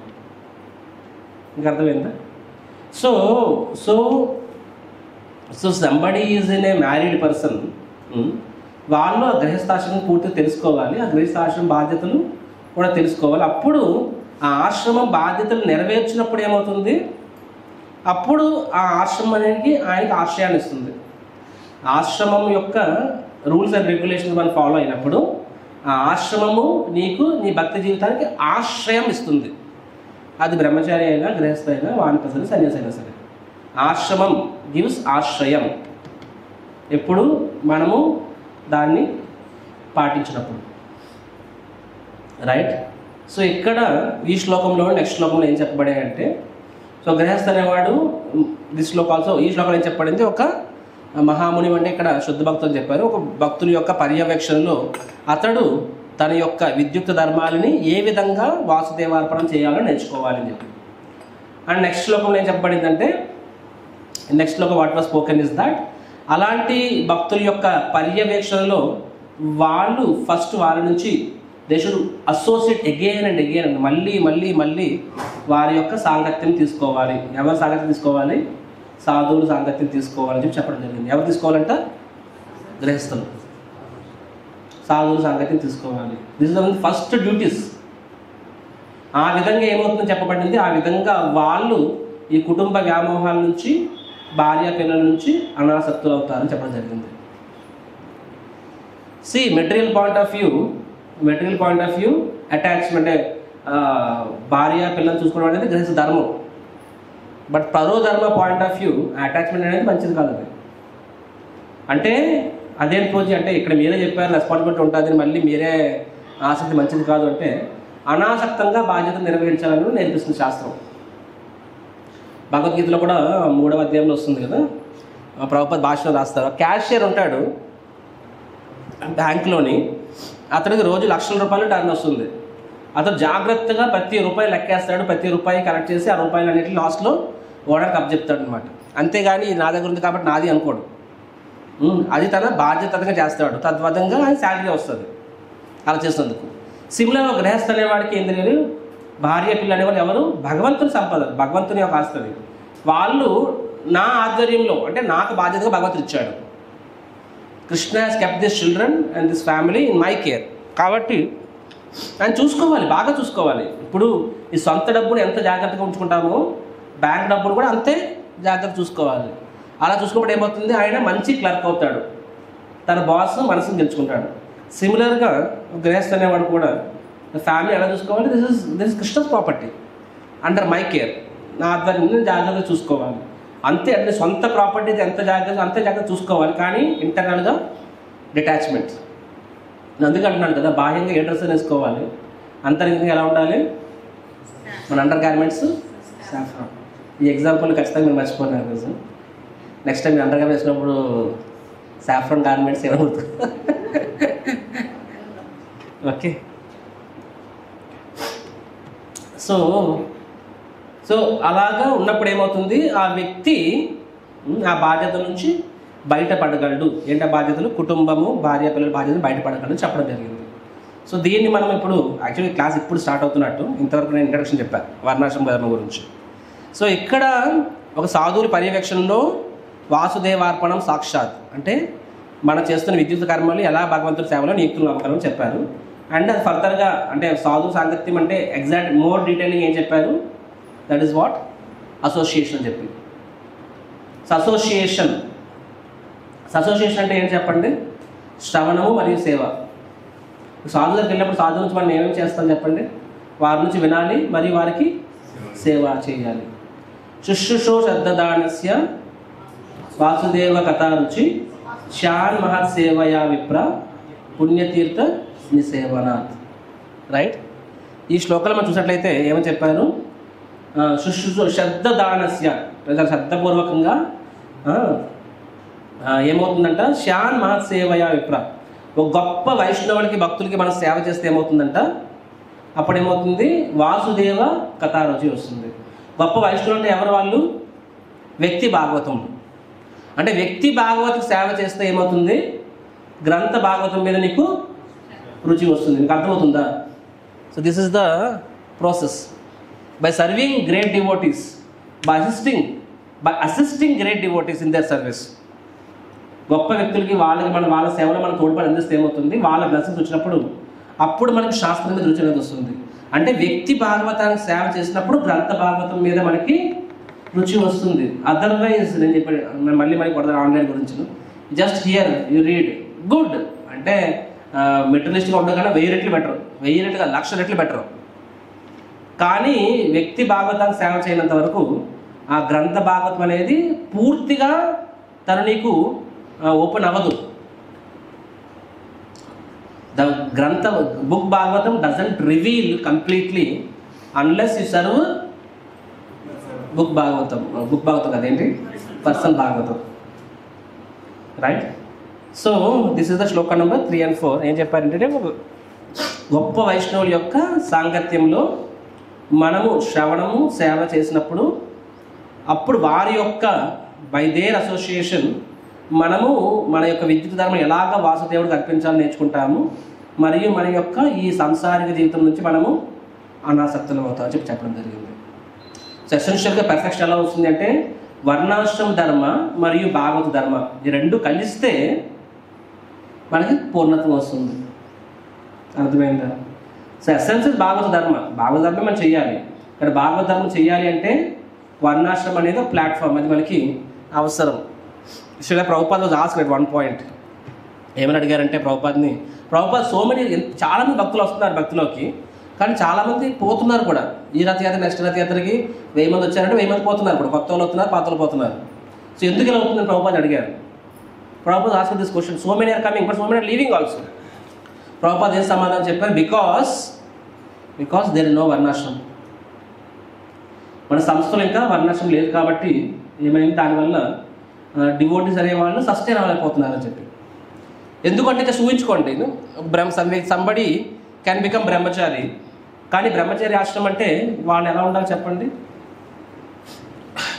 They have to be only the service of guru, బ్రాహ్మణికి వర్క్ చేస్తూ ఉండాలి. కానీ ఈరోజు సమాజంలో బ్రహ్మచారిలో ఓన్లీ బ్రహ్మచారి యాక్టివిటీస్ చేస్తున్నారా? ఇప్పుడు మేము ఉన్నాము, నేనే భాగవతం చెప్తున్నాను, నేనే అడ్మినిస్ట్రేషన్ చేస్తున్నా, తప్పులు చేస్తే టైట్ చేస్తానంటే షూట్ చేస్తాను టైట్ దాన్ని, నేనే రకరకాల ఫండ్ రైజింగ్ కూడా టెన్షన్, 4 రోజుల నుంచి ఆ టెన్షన్లో ఉన్నాము కదా ఈసారి ఎలా అని చెప్పి. అండ్ ఇక్కడ బాత్రూమ్ ఆగిపోయింది, అక్కడ సెప్టిక్ ట్యాంక్ నిండిపోయింది, మేము సూత్రవర్క్స్ కూడా చేసుకోవాలి. మీరు అండర్స్టాండింగ్?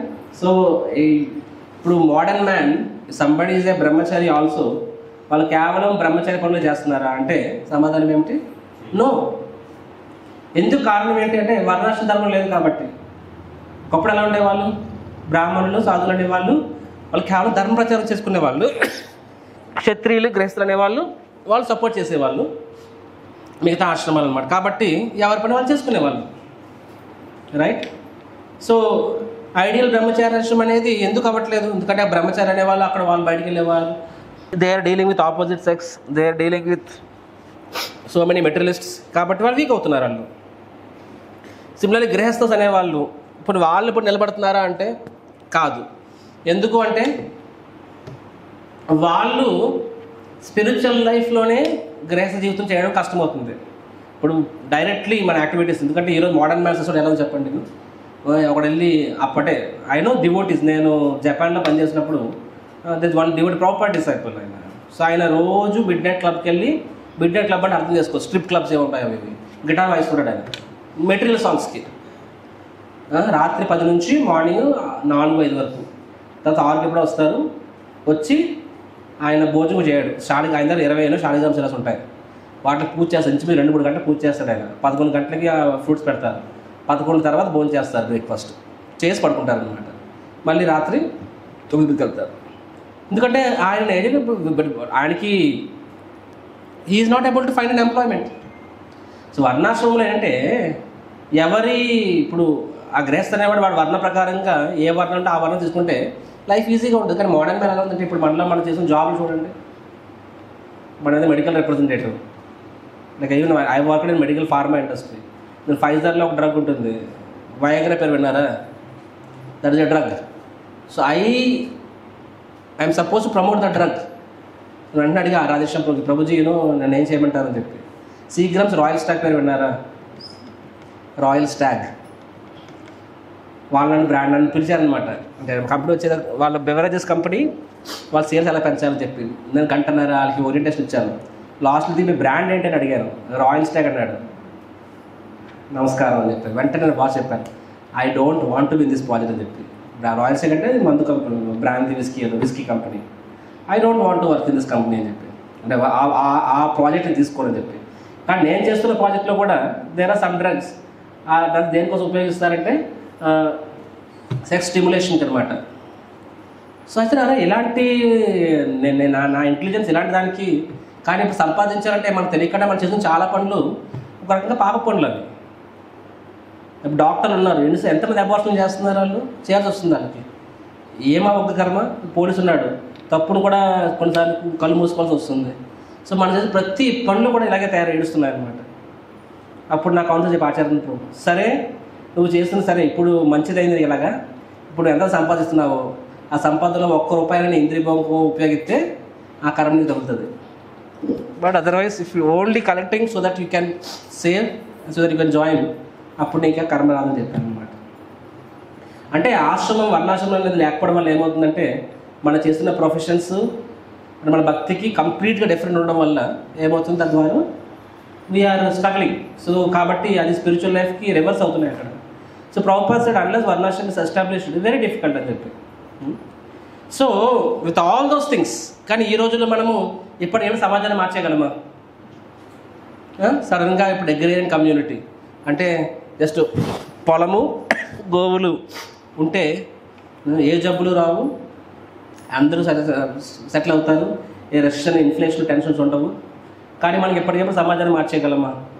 ఆర్ మనం ఎప్పటికెప్పుడు ఫార్మ్ కమ్యూనిటీ ఎస్టాబ్లిష్ అందరూ వెళ్ళిపోగలమా? అది ప్రాక్టికల్ అంటే కాదు. So we are in this mud, అంటే మనము బురదలో ఉన్నాము. ఇప్పుడు భౌతిక ప్రపంచం బురద.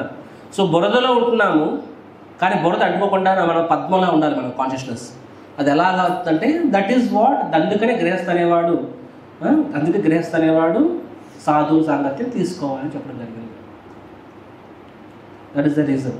ఇప్పుడు ప్రభుపాద్ ఒకసారి ఇదే ప్రశ్న అడిగారు, ప్రభుపాద్ కాదు రాధానాథ్ మహారాజ్ అడిగారు అనమాట.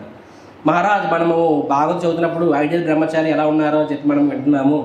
సో ఇప్పుడు మన ఆశ్రమం తీసుకుంటే వీఆర్ నాట్ యాక్చువల్లీ ఐడియల్ బ్రహ్మచారిలాగా మనం ఉండట్లే. అంటే తప్పుడు ఎవరితో కాదు, సామాజిక పరిస్థితులు.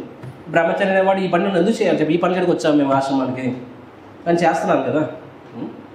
So ideal brahmachari we are not able live ideal ఆశ్రమం అని చెప్పి మహారాజ్ చెప్పారు. ఏమంటే టు లివ్ ఐడియల్ బ్రహ్మచారి ఆశ్రమం అనేది డిఫికల్ట్ ఇన్ కలియుగ, ఐడియల్ గృహస్థాశ్రమం ఇస్ ఇంపాసిబుల్ కలియుగ అని చెప్పారు.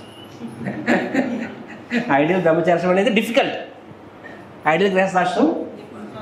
ఇప్పుడు రోజుకు గోస్వామి చెప్పినట్టుగా 50% డొనేషన్ ఇవ్వండి ఎక్కడ చూస్తాను నేను. 50% డొనేషన్ టెంపుల్కి, 40% ఏమో బంధువులకి, 40% మాత్రమే మెయింటెనెన్స్కి. మీరు ఎవరైనా చేయగలరా మీలోని? అడగం కూడా అడగం. బికాజ్ ఈ రోజుల్లో అప్పుడు విద్య ఫ్రీ, వైద్యం ఫ్రీ, న్యాయం ఫ్రీ, ఈ 3 ఫ్రీ ఉండేవి, రైట్? అందుకనే డాక్టర్లని, టీచర్లని, ఊరి పెద్ద గ్రామ పెద్ద సర్ప వాళ్ళని దేవుడిగా పూజించేవాళ్ళు అనమాట, రాజుని. న్యాయం ఫ్రీ. ఈ రోజుల్లో అన్నిటికన్నా కాస్ట్లెస్ ఇండస్ట్రీస్ ఈ 3 ఏమన్నా కాదా? ఇన్ఫ్లేషన్ వచ్చినా, రిసెషన్ వచ్చినా సరే, పరిస్థితి ఏమైనా సరే, ఈ 3కి డిమాండ్ తగ్గదు. 2008లో రిసెషన్ వచ్చింది, వరల్డ్ రిసెషన్. 2 ప్రపంచాలు యుద్ధాలు తట్టుకుని నిలబడిన లీమన్ బ్రదర్స్ అనే కంపెనీ, అంటే మోస్ట్ ప్రెస్టీజియస్ కంపెనీ అది. 2 ప్రపంచ యుద్ధాలు తట్టుకుని కంపెనీ రష్యన్లో పడిపోయింది అనమాట, మూస్తుంది దాన్ని. అర్థం చేసుకోండి, అంత పెద్ద రిసెషన్ వచ్చింది. మీరు సాధారణ గ్రహిస్తారు కాబట్టి మీకు తెలియదేమో, డబ్బున్న వాళ్ళకి తెలుసు 2008 అంత నైట్ వేర్ అని చెప్పి. థ్యాంక్ గాడ్ ₹2 లక్షలు మాత్రమే స్టాక్లో పెట్టారనమాట. ₹2,02,000 అయిపోయాయి. సో కానీ ఎంత రష్ వచ్చినా సరే వైద్యం ఎప్పుడు పడదు, ఎడ్యుకేషను పడదు, law they are the always richest industries. So ఇలాంటి పరిస్థితుల్లో 50% ఇవ్వడం సాధ్యమా?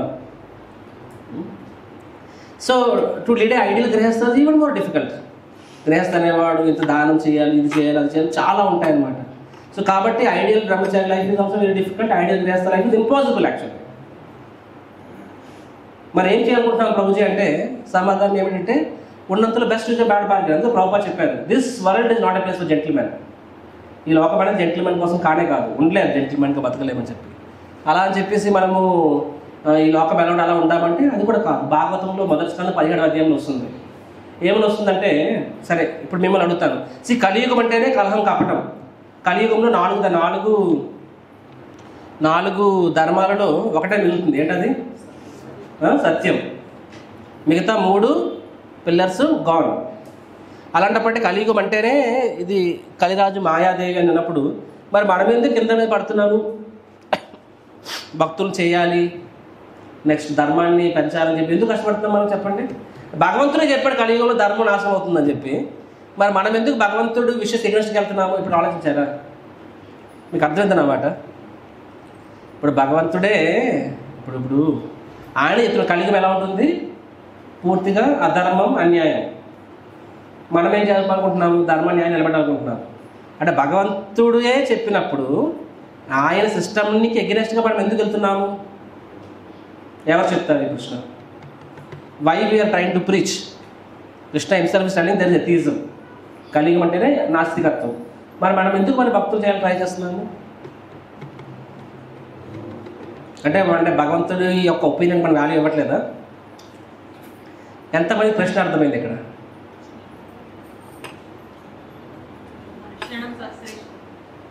ఎంతమంది ప్రశ్న అర్థం కాలేదు? మిగతా చేయట్లేదంటే మామూలు. ఎంతమంది ప్రశ్న అర్థం కాలేదు ఇక్కడ? ఓకే, మిగతా వాళ్ళు రెండింటికి చేయట్లేదు అనమాట. అంటే నా ప్రశ్నే అర్థం కాలేదన్నమాట వాళ్ళకి. సో ఆ ప్రశ్న అర్థమైంది కదా. ఇప్పుడు ఎవరైనా సమాధానం చెప్తారా? అసలు మీ ఆలోచన ఎప్పుడు వచ్చింది? నాకు చాలాసార్లు వచ్చింది ఈ ఆలోచన. నేను యూత్ ప్రీచింగ్ వెళ్ళేవాడిని. ప్రీచ్ చేసేటప్పుడు 100 మందిలో ఒక్కడే కనెక్ట్ అవుతాడు. So I use to wonder, ఎందుకు ఇంత కష్టపడిపోతున్నాము అని చెప్పి. సరే ప్రభుపాద ఇంత త్యాగం చేసి ఇంత కష్టపడ్డారు, త్యాగాలు చేశారు, మన కోసం చేశారు. That's all. ఇక్కడ ప్రభుపాద ఎందుకు అంత కష్టపడ్డారు? ఎందుకంటే పరీక్షిత్ మహారాజ్ చెప్పాడు కలియుగం వచ్చింది, కలిరాజు కూడా భగవంతుడు చెప్పాడు, నువ్వు కలిరాజు, ఇది నీ టైము, నువ్వు రూల్ చేసుకో అని చెప్పి. So Krishna has given Kali, this is your time, then why we are interfering with Kali? అంటే లార్డ్ హిమ్సెల్ఫ్ సెడ్. సో దానికి సమాధానము ప్రభుపాద్ మొదటి స్కందం 17వ అధ్యాయంలో చెప్తారనమాట. నేను చెప్పాను, ఇది ముందు స్టోరీ చెప్పాను. ప్రభుపాద్ భాషలో ఏమని రాస్తారంటే, వర్షాకాలంలో నువ్వు వర్షాన్ని ఆపగలవా? ఆపలేము. కానీ ఆ వర్షంలో తడవకుండా నిన్ను నువ్వు రక్షించుకోవచ్చు. ఎలా రక్షించుకుంటాము? గొడుగు ద్వారా. గుర్తుకొచ్చిందని పర్పట్ చెప్పాను ముందు ఒకసారి. సిమిలర్లీ కలియుగంలో కలహం కాబట్టి అన్ని అధర్మాలు ఉంటాయి. దాని కలియుగాన్ని మనం ఆపగలమా? ఆపలేము. కానీ ఆ కలి ప్రభావం మన మీద పడకుండా మనల్ని మనం రక్షించుకోగలం. ప్లస్ నీ గొడుగు పెద్ద అయితే ఇంకా నలుగురిని రండి మీరు కూడా కాపాడని చెప్పి. అర్థమైందండి కాన్సెప్ట్? ఇప్పుడు భూకంపం రాబోతుంది. మొన్న ఇండోనేషియా భూకంపం వచ్చింది, ఇండోనేషియా థాయిలాండ్లో భూకంపం వచ్చింది. భూకంపాన్ని నువ్వు ఆపలేకపోవచ్చు, కానీ ఆ భూకంపం బారిన పడకుండా ఎంతమంది అయితే అంతమందిని మనము కాపాడగలం. రైట్? సో అందుకని మనం ప్రీచింగ్ చేస్తున్నాం. వీ కాంట్ స్టాప్ కలి, but we can save people from కలి. అర్థమైందా? సిమిలర్గా మోడర్న్ మ్యాన్లో గృహస్థ ధర్మం అనేది 100% సాధ్యం కాదు. అది బ్రహ్మచర్య ఆశ్రమం అట్లీస్ట్ కొంచెం కష్టము, గృహస్థాశ్రమం ఇంపాసిబుల్ 100%. కానీ అలా అని చెప్పి ఎలాగ చినుకులు తుంపలు పడ్డాయి కదా అని చెప్పేసి మొత్తం తడిసిపోతాం నీళ్ళలోనే, తడవం కదా. So similarly we will do what ever best we can do. So అందుకనే మందిరాలు అనేవి చాలా ముఖ్యం. మందిరాలు ఎవరి కోసము? బ్రహ్మచారి కోసమా, గృహస్థుల కోసమా? అమ్మా ధైర్యంగా చెప్పారు. ఈ విషయం కన్విన్స్ అనమాట. మీరు ఇస్కాన్ చౌపట్ టెంపుల్ చూసారా? ఇస్కాన్ చౌపట్ టెంపుల్ రాజ్మహల్లో ఉంటుంది. One of the best temple ISKCON world. అంటే ఈరోజు చాలా టెంపుల్ వస్తున్నాయి, కానీ 25-30 ఏళ్ళు ఆ రేంజ్ టెంపుల్ అసలు ఇండియాలో లేదు అసలు. మేము వెళ్తే అసలు ఆ టెంపుల్ అసలు మై గాడ్ సెంట్రలైజ్ చేసి మొత్తం ఇటాలియన్ మార్బుల్, క్లాడింగ్స్, కిందంతా వుడెన్ ఫినిష్, మహారాజు ఎంత కేర్ఫుల్స్ అంటే దేవుడు డ్యాన్స్ వేయాలి, దీని మీద డ్యాన్స్ వేస్తే కొన్ని ముడుకులు నొప్పి పెడతాయి. వుడెన్ ఫ్లోర్ వేసారనమాట, దాని మీద ఎక్కువ జంప్ చేయొచ్చు. సో 200 మంది బ్రహ్మచారులు ఉంటారు. 200 మంది బ్రహ్మచారి అంటే రాష్ట్రం ఎంత ఉంటుందో తెలుసా? ఇంత ఉంటుంది ఈ రూమ్ అంతా. అందులోనే గౌరవ ప్రభు, గౌర గోపాల్ ప్రభు, శ్యామానంద్ ప్రభు, గోవింద్ ప్రభు, హేమీరుడు, బ్రజవిహారీ ప్రభు ఇలాంటి హేమీరు అందరూ కూడా అలాంటి రూమ్లో ఉండేవాళ్ళు అనమాట. కబ్బోర్డ్లు ఆ పాత్రలోనే పడుకోవడం, అసలు సెపరేట్ ఆశ్రమం అంటూ లేదు, సెపరేట్ ఆశ్రమం అంటూ లేదనమాట. మేము దీనికి 2 డేస్ ఉంటుంది. ఎంతమంది? 200 మంది ఇంత చిన్న ప్లేస్లో, 3 బాత్రూమ్లు. మహారాజ్ బాత్రూమ్లోకి వెళ్ళారంటే ఇక తలుపు కొట్టలేదు కూడా అన్నారు. 2 బాత్రూమ్లు 200 మంది, ఎంత లైన్ ఉంటుందో తెలుసుకోండి. సో అంత సింపుల్ ఆస్ట్రియర్ ప్లేస్లో బతికారు వాళ్ళు. అంటే అంత పెద్ద టెంపుల్ మాత్రం చూస్తే ఆహా ఇసుకోవాలి ఎంత డబ్బు ఉందో అనిపిస్తుంది. సో టెంపుల్స్ అనేవి బ్రహ్మచారీస్ కోసం కాదు, ఎవరి కోసం? అవి గృహస్థాస్ కోసం. సో దాట్ వాళ్ళు వస్తే ఆ విధంగా సాధువులు సాంగత్యం తీసుకోవడం ద్వారా వాళ్ళు తమ కాన్షియస్నెస్ని మెరుగుపరచు. చెప్పినట్టుగా బురదలో ఉంటున్నాం మనము, కానీ ఆ బురద మనం తాకుండా మనల్ని మనం కాపాడుకోవాలి. ఒక పంకజం అనేది ఎలాగ బురదలో నుంచి వస్తుంది పంకజం. We can't remove the mud but we can save ourselves. So అందుకనే టెంపుల్స్ అంటే ఐడియల్గా ఏంటది? కృష్ణ నామము, కృష్ణ కథ, కృష్ణ ప్రసాదం, ఈ 3 ఖచ్చితంగా ఉండాలి. ఈ 3 ఉన్నప్పుడు, సరిగ్గా ఉన్నప్పుడు పబ్లిక్ వస్తారు, వాళ్ళ సాధువులు వింటారు, ఎంతో కొంత వాళ్ళ హృదయంలో పరివర్తన వస్తుంది. అలా పరివర్తన వచ్చినప్పుడు ఏమవుతుందంటే వాళ్ళ జీవితాన్ని వాళ్ళు మనం చెప్పవలసింది. బ్రహ్మచారి అనే వాళ్ళు జస్ట్ ఏం చెప్తారు, మనకంటే వాళ్ళకి ఎక్కువ తెలుసు బయట లోకం గురించి. We don't have it an the details. కానీ మన జీవితంలో మన తప్పులు మనకు తెలియక చెయ్యము, మనము తప్పుడు ప్రయారిటీస్ వాళ్ళు చేస్తామన్నమాట. You make wrong priority. Okay, నాకు 1 BHK ఉంది, నాకు 3 BHK కావాలి, ఒక్క రాంగ్ ప్రయారిటీ, దానివల్ల జీవితాంతం ఆ ఈఎంఐ కట్టుకుంటూ సఫర్ అవుతాం అనమాట. సిమిలర్గా ఇలాంటి చాలా చెప్పుకోవచ్చు. సో మీకు ఎందుకు రాంగ్ ప్రయారిటీస్ అంటే మన జీవితం కృష్ణుడు అనేవాడు ఎక్కడో ఉన్నాడు. 10th priority, 11th priority, 12th priority, 13th priority. So కృష్ణుడిని ఫస్ట్ ప్రయారిటీలో మనం పట్టించగలిగితే ఆ తర్వాత మిగతా జీవితాన్ని ఆ కృష్ణుడు చుట్టూ తమ జీవితం ఎలా మలుచుకోవాలో వాళ్ళే నిర్ణయించుకోగలరు. So we have to make that concept అనమాట, putting Krishna in the centre. So అందుకనే it is very very important. గృహస్థులు అనేవాళ్ళు సాధువుల దగ్గరికి మళ్ళీ వినాలి, వాళ్ళకి సేవ చేయాలి, తద్వారా వారి ఆశ్రయం తీసుకోవాలి. అప్పుడు తాము ఏ పరిస్థితిలో ఆ పరిస్థితిని ఎలా కృష్ణుడితో అనుసంధానం చేయాలో మనం నేర్చుకుంటాము, ప్లస్ ఇన్స్పైర్ అవుతాం. అప్పుడు మన జీవితాన్ని మనమే చేసేసుకోవాలి. అదర్వైజ్ ఏమవుతుంది, ఇప్పుడు సాలిగూడు ఉంటుంది, దానిలో ఏదో ఏగా స్టక్ అవుతుంది అనమాట. అది ఎంత గింజుకుంటే అంత చుట్టేస్తుంది, అది బయటపడలేదు కదా అసలు. సో అదర్వైజ్ మన సొంత ఇంటెలిజెన్స్ ఉపయోగించుకుని మెటీరియల్ వైపు బయటపడాలనుకుంటే ఇంకా మనము ఇరుక్కుంటాం. చాలామంది I see devotees after initiation also because చిన్న డెసిషన్స్, చిన్న ప్రయారిటీస్ రాంగ్ తీసుకోవడం వల్ల వాళ్ళకి 16 మాలు చేయడమే కష్టమైపోతుంది, వాళ్ళ టెంపుల్ రావడమే కష్టమైపోతుంది, యాత్ర గడమే కష్టమైపోతుంది. వై? ఎందుకంటే వాళ్ళకన్నా తక్కువ పొజిషన్లో ఉన్న వాళ్ళు చేయగలుగుతారు. ఎందుకంటే it's all the priorities. So కాబట్టి బాహ్య పరిస్థితులు ఎలా ఉన్నా సరే మన ప్రయారిటీస్, దట్ ఈస్ శ్రవణం, భక్తుల నుంచి శ్రవణము, భక్తుల ద్వారా సేవ చేయడం ద్వారా ఏమవుతుంది, మన జీవితము సింప్లిఫై అవుతుంది. అదర్వైజ్ చాలా చాలా కాంప్లికేటెడ్ అయిపోతుంది. అది కూడా ఏ ఆశ్రమం అయితే గృహస్థాశ్రమం, బ్రహ్మచారాశ్రమం ఫిర్ బి ఈజీ, ఎందుకంటే వాళ్ళు డైరెక్ట్గా అవుట్ సైడ్ వర్క్స్ ఏం చేయరు కాబట్టి వాళ్ళు అంత ఈజీగా స్టక్ అవ్వరు. గృహస్థాశ్రమం అనే వాళ్ళు మాయాదేవి రెడీగా కాచుకొని ఉంటుంది అనమాట, రెడీ కాచుకొని ఉంటుంది. సో అన్లెస్ వాళ్ళ కాన్షియస్నెస్ ఎప్పుడు క్లీన్గా Krishna is the first priority. Externals అంటారా, ఈ డ్యూటీస్ అంటారా, బాధ్యతలు అంటారా, అవన్నీ ఉండేవే. కానీ ఈ ప్రయారిటీ అడ్జస్ట్ అవ్వను, ఈ ప్రయారిటీ కాంప్రమైజ్ అవ్వను. అలా అనుకొని when they go what will happen, అప్పుడు లైఫ్ సింప్లిఫై చేసుకుంటాము. లైఫ్ సింప్లిఫై చేసినప్పుడు ఏమవుతుంది, we have time for Krishna. మన మైండ్లో మొత్తం నిండిపోయితే మెటీరియల్ టెన్షన్స్ అనేవి, అప్పుడు కృష్ణుడు గురించి ఆలోచించే టైమే ఉండదు. ఇంకా ఆలోచించడానికి టైం ఉండకపోతే నా భక్తి జీవితం ఎలా ఇంప్రూవ్ చేసుకోవాలనే విషయంలో ఎలా ఉంటుంది టైం, చెప్పండి, ఎలా ఉంటుంది టైం? సో గోవర్ధన్ లీలలో చెప్పినప్పుడు మీకు ఒక స్టోరీ చెప్పాను.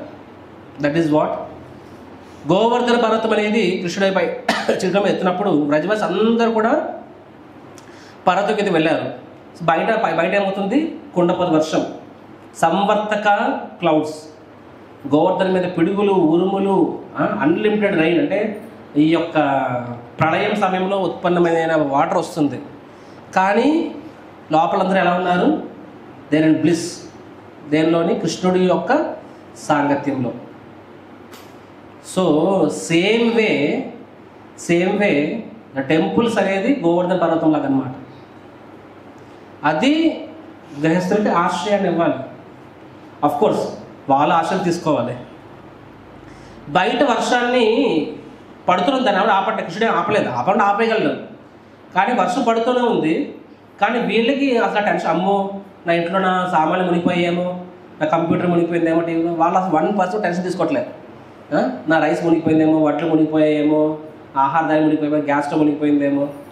So Vrajavasis are least bothered what is happening at my home, what is happening to my, నా పొలం సంగతి ఏంటి, నా ఇల్లు సంగతి ఏంటి. They are just fully absorbed in Krishna. అంటే వాళ్ళకి అక్కడ అసలు చెప్పాలంటే వాళ్ళకి అసలు ఉత్సవం, అసలు నేత్రోత్సవం జరుగుతుంది అక్కడ వాళ్ళకి. బయట అంత ప్రళయం ఉంది, వీళ్ళకి నేత్రోత్సవం అనమాట. సో సిమిలర్లీ కలియుగంలో I said to be 100% ideal grihastha అనేది డిఫికల్ట్ అయి ఉండొచ్చు. కానీ అది మనల్ని, ఈవెన్ ఇన్ ద సిచ్యువేషన్ బయట 100% ఐడియల్ ఉండకపోవచ్చు, వర్షాన్ని ఆపలేకపోవచ్చు, ఏ విధంగా ఆపలేమో అలాగే బయట పరిస్థితులు 100% మనం ఆపలేకపోవచ్చు. కానీ నువ్వు గొడుగు కింద రావడం నీ చేతుల్లో ఉంది. సిమిలర్గా మందిరానికి వచ్చి భక్తుల యొక్క సాంగత్యం తీసుకోవడం నీ చేతుల్లో ఉంది. దాన్ని నువ్వు సరిగ్గా ఉపయోగించుకున్నప్పుడు ఏమవుతుంది, బయట పరిస్థితులు మారకపోవచ్చు. Just because your chanting Hare Krishna, outside troubles will not disappear. బయట పరిస్థితులు అవేమి మానేపోవు, ఏమని ఆర్ నీ బాడీ ట్రబుల్ కూడా మానేది ఏమని. సమ్ టైమ్స్ మైండ్ ట్రబుల్ ఇస్తుంది, బాడీ ట్రబుల్ ఇస్తుంది, బయట పరిస్థితులు ట్రబుల్ ఇస్తుంటాయి. పరిస్థితులు ఏం మారవు, నాట్ నెసరీ, అంటే మారాలని రూల్ ఏం లేదు. సో అక్కడ బయట వర్షం అలాగే వస్తుంది, వర్షమే పోలేదు ఏమైంది. కానీ ఏమైంది, they further with the bliss they forgot actually. And after కృష్ణుడు కూడా వాళ్ళు చూసుకున్నాడు అక్కడ. సిమిలర్గా డివోటీస్ అనేవాళ్ళు సో ఒక వారం అంతా మన పనిలో ఉండవచ్చు. At least one week 1 day in a week. అంటే మన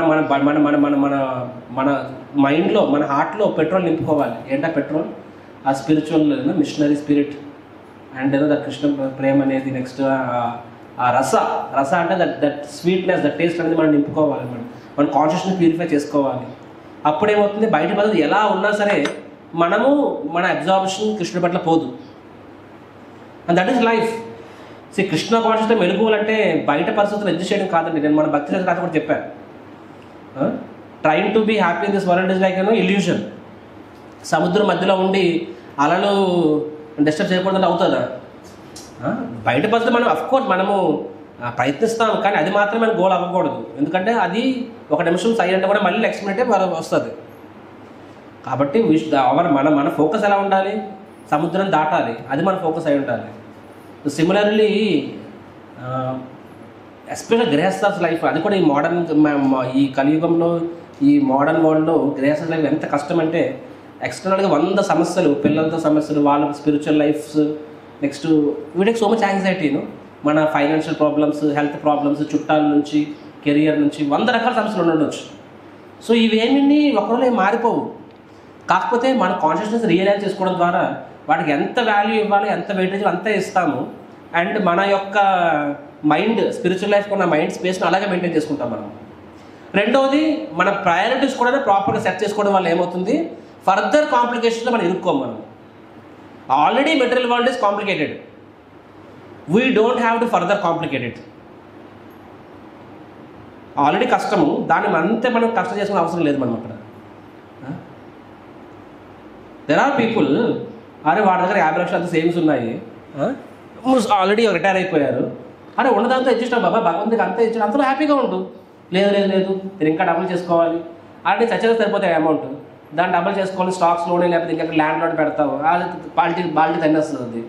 అప్పుడు నీ రెస్ట్ ఆఫ్ ద లైఫ్ మొత్తం నువ్వు ఏడుస్తూ కూర్చుంటావు. ఎందుకంటే నీ కనీస అవసరాలు తీరట్లేదు అక్కడ, కనీస అవసరాలు తీరట్లేదు. ఎందుకు కాంప్లికేట్ చేసుకోవాలి? మెటీరియల్ లైఫ్ ఎందుకు సింప్లిఫై చేసుకోలేడు అంతే. ఎందుకు చేసుకోలేరంటే బికాస్ ప్రాపర్ శ్రవణం లేదు. మనము హెడ్తో వినాలి, హార్ట్తో ఆలోచించాలి, right? That doesn't happen. So because we are not properly trained. ఎందుకు 70లో వచ్చిన సరే ఇస్కాన్లో ఎందుకు వానప్రస్థ ఆశ్రమం అట్టర్ ఫెయిల్యూర్, ఎందుకు అట్టర్ ఫ్లాప్ అవుతుంది వానప్రస్థ ఆశ్రమం? 50 ఏళ్ళ తర్వాత అసలు people should be వానప్రస్థ.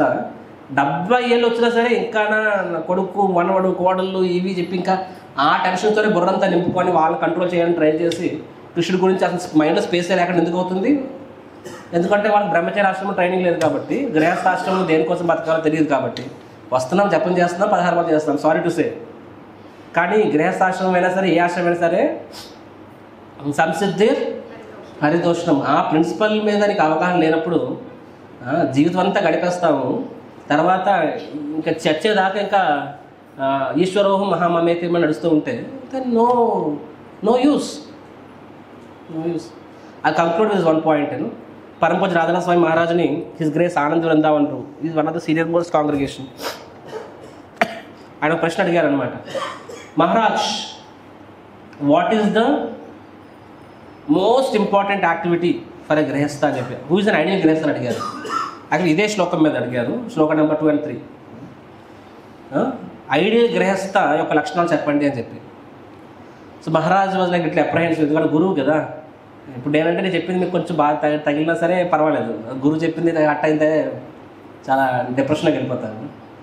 So Maharaj was not ready to speak, but then Anand వెళ్ళినప్పుడు ఇన్సిస్టెడ్ అనమాట. అప్పుడు మహారాజ్ 2 పాయింట్స్ చెప్పారు. Note it down, actually note it down. Ideal grihastha అంటే ఒక ఆదర్శవంతమైన గృహస్థ ఎలా ఉండాలి, 2 పాయింట్స్ మహారాజ్ చెప్పారనమాట. ఫస్ట్ పాయింట్ ఏమని చెప్పారంటే, ఐడియల్ గృహస్థ ఈజ్ 1. ఆదర్శవంతమైన గృహస్థ ఎవరంటే who is expert in taking association of sadhus. ఇప్పుడు మన టెంపుల్కి వస్తున్నాం కానీ అందరూ ఒక లెవెల్ లెక్చర్ వింటున్నాము, వినాలి కాబట్టి, లేట్ వస్తే ప్రభు కోపం అవుతారు కాబట్టి వింటున్నాము. ఎక్స్పర్ట్ ఇన్ టేకింగ్ అసోసియేషన్ అంటే అర్థం ఏంటి అక్కడ అంటే ఎప్పుడు సీనియర్స్ని ఎలా పట్టుకోవాలి, వాళ్ళ దగ్గర ఎలా గైడెన్స్ తీసుకోవాలి, ఆ తపన తాపత్రయం, ఇది is expert.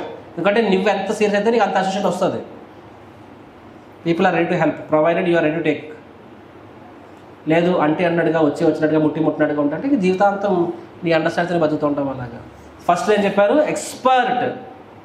Expert in taking association, మొదటిది. రెండోది ఏం చెప్పారంటే ఐడియల్ గృహస్థ, ఆదర్శవంతమైన గృహస్థ ఎవరంట, one who plans to exit even before entering the Ashram. ఇంకా అర్థమైంది? అంటే గృహస్థాశ్రమంలో ప్రవేశించక ముందే ఆశ్రమంలో నుంచి ఎప్పుడు బయటపడాలి, ఎలా బయటపడాలి ముందే నిర్ణయించుకుంటాడంట. దిస్ ఇస్ ఐడియల్ గృహస్థ. One who plans his exit even before entering. అంటే ఆ గృహస్థాశ్రమం ఎంటర్ అవ్వక ముందే ఆ గృహస్థాశ్రమం నుంచి ఎప్పుడు బయటపడాలి అనేది ముందే నిర్ణయించుకుంటాడు. అండ్ మహారాజు కొత్తగా చెప్పలేదు, యాక్చువల్గా వర్ణాశ్రమ ధర్మం ఇదేనండి. నేను చెప్పినట్టు వర్ణాశ్రమ ధర్మం భక్తి రిలేషన్ కాదని చెప్పాను, సంబంధం లేదని చెప్పాను. కానీ వర్ణాశ్రమ ధర్మం ఏమవుతుంది చెప్పండి, పాతికేళ్ళ వరకు గురువు దగ్గర బ్రహ్మచారి ట్రైనింగ్ తీసుకుంటాడు. 25 ఏళ్ళకి ఏం చేస్తారు, గృహస్థాశ్రమంలో ప్రవేశిస్తారు. అంటే 50 ఏళ్ళ కల్లా వానప్రస్థారు. So they plan their life such a way that 50 they're out. ఎందుకంటే జీవితం అంతా నేను చెప్పినట్టుగా సముద్రం మధ్యలోని ఆ అలల మధ్య కొట్టుకుంటూ దాన్ని అలల నుంచి కాపాడుకోవడం కాదు జీవితం. అలలను కాపాడుకోలేవు. నువ్వు 50 కాదు కదా ప్రభు, 50లో సమస్యలు తీరలేదు, 60లో కూడా తీరవు, రాసి పెట్టుకో. 70లో కూడా తీరవు, రాసి పెట్టుకో. 80లో తీరవు, 90లో కూడా తీరవు, రాసి పెట్టుకోండి. అవి తీరవవి, అలానే ఉంటాయి. మనమే ఏదో షాప్లో ఫుల్ స్టాప్ పెట్టాల్సిందే. సో దట్ ఈస్ వర్ణాశ్రమ ధర్మం. At some point people will after that నా ధర్మాన్ని చేస్తే భగవంతుడు చూసుకుంటాడు అనమాట. ఏదో ఒక పాయింట్లో ఒక డిటాచ్మెంట్ అనేది ఉండాలి. 100% పర్ఫెక్షన్ ఎప్పటి కాదు. వెన్ ఐ రిమెంబర్ నేను జాయిన్ టైంలో కూడా I think I spoke other day. So నేను 9లోనే జాయిన్ అవుదాం అనుకున్నా, కానీ ఇంటి పరిస్థితి ఇంప్రూవ్ అవ్వలే. 10 వచ్చింది, ఇంప్రూవ్ అవ్వలే. 10 జాయిన్ అనుకున్నాను, 10 సెప్టెంబర్ వచ్చింది, ఇంప్రూవ్ అవ్వలే. నా కౌన్సిలర్ చెప్పాను, అన్నాడు నెక్స్ట్ డే జాయిన్ అవుతానని చెప్పి 11లో ఒకటే చెప్పారు, అవి రాసి పెట్టుకో, 11లో సమస్యగా పెరుగుతుంది తక్కువ అని చెప్పి. 12లో ఇంకా పెరుగుతాయి, 13లో ఇంకా పెరుగుతాయి. మెటీరియల్ లైఫ్లో వాటికి ఎండింగే ఉండదు. ఫ్యామిలీ మొత్తం సెటిల్ అయ్యకుండా అది ఆ సెటిలింగ్ అనే కాన్సెప్ట్ లేదు. మెటీరియల్ లైఫ్లో సెటిల్మెంట్ అనే కాన్సెప్ట్ లేదు అసలు. అది at some point you have to decide and you have to move out అన్నట్టు. So so if you see ఇస్కాన్లో ఎవరైతే ప్రాపర్గా ట్రైన్డ్ బ్రహ్మచారీస్ ఉంటారో బ్రహ్మచారి యూత్, వాళ్ళు గృహస్థులతో చూసారు, వాళ్ళు ఎలా ఉంటారు తెలుసా? I'm telling you, I know many of my friends, వాళ్ళందరూ గృహస్థులు అయ్యారు ఉన్నారు కదా. I'm the only one in my batch become brahmachari. So all my batchmates they married, 25 వాళ్ళు మ్యారేజ్ చేసుకున్నారు. వాళ్ళు they are very clear, by 45 they are out. వాళ్ళు పెళ్లి చేసే ముందే అలా ముందే అమ్మాయిగా చెప్తారు అనమాట. సో 25 years నేను జాబ్ చేస్తాను, తర్వాత I will be full time devotee అని చెప్పి. ఓకే, భార్య పిల్లలతో ఉంటారేమో కాదంటలే. 45 మ్యాక్సిమం 50. ఇమాజిన్ 20 ఏళ్ళ పాటు నువ్వు గృహస్థుడిగా ఉన్నప్పుడు బయట నాలెడ్జ్ ఎంత వస్తుంది? So much of material skills. నేను 3 ఏళ్ళు ఉద్యోగం చేసేందుకే నాకు తెలుసు నేను 3 ఏళ్ళలో నేను ఎంత విషయాలు ఎక్స్పర్ట్ అయ్యానని చెప్పి. అలాంటిది 20 ఏళ్ళు ఒక వ్యక్తి కార్పొరేట్ లైఫ్లో జాబ్ చేస్తే వాడు అంత స్మార్ట్ అవుతాడు.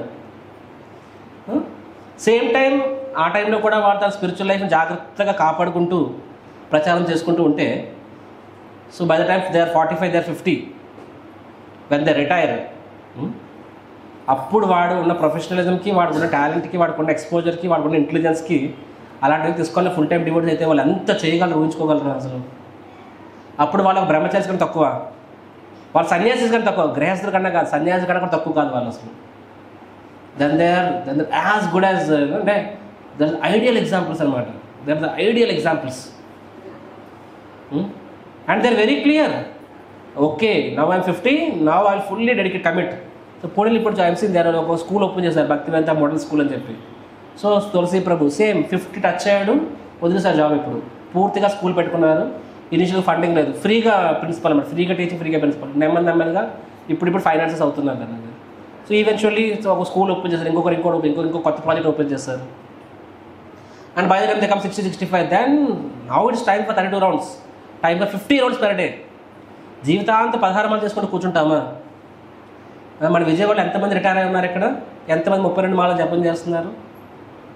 16 మాలు అనేది బేర్ మినిమం. గృహస్థుడిగా ఉన్నప్పుడు వాళ్ళకి పిల్లలు, భార్య, ఉద్యోగం ఇవన్నీ ఉంటాయి కాబట్టి 16 మాలు కన్నా ఎక్కువ చేయలేకపోవచ్చు.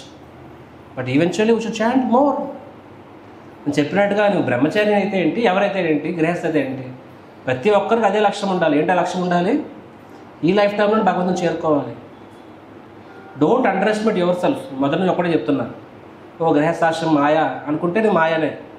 నువ్వు గృహస్థాశ్రమం కృష్ణుడే ఇచ్చాడు, దీన్ని సరిగ్గా ఉపయోగించుకుంటాను, సరిగ్గా ఉపయోగించి రైట్ టైంలో నేను రిటైర్మెంట్ మీన్స్ వాడేస్తా. ఇంట్లోనే ఉండొచ్చు, ప్రయారిటీస్ మారిపోయాయి. Then I live more focus on my spiritual life. Even brahmacharis మా జీవితాల్లో కూడా వీ హ్యావ్ దట్ క్లారిటీ. ఇప్పుడు నా వయసు 40 నడుస్తుంది. Now I'm very clear actually. By the time I'm 50 or 55, enough of temples, enough of projects. Then I will chat 32, 54, 50 rounds every day. తెచ్చేదాకా నేను రాత్రి పగలు దీనికి దానికోసం కష్టపడుతూ ఉంటాను. At some point I want to release the holy name. కానీ అప్పుడు holy name release చేయాలంటే ఇప్పుడు నేను కష్టపడాలి, బ్లెస్సింగ్స్ తీసుకోవాలి. అప్పుడు నేను రోజు 50 మాలు జపం చేయాలంటే నాకు అంతటి ఆధ్యాత్మిక శక్తి ఉండాలి. ఆ శక్తి ఎలా వస్తుంది? మీ అందరి బ్లెస్సింగ్స్తో, గురువుల యొక్క బ్లెస్సింగ్స్తో వస్తుంది.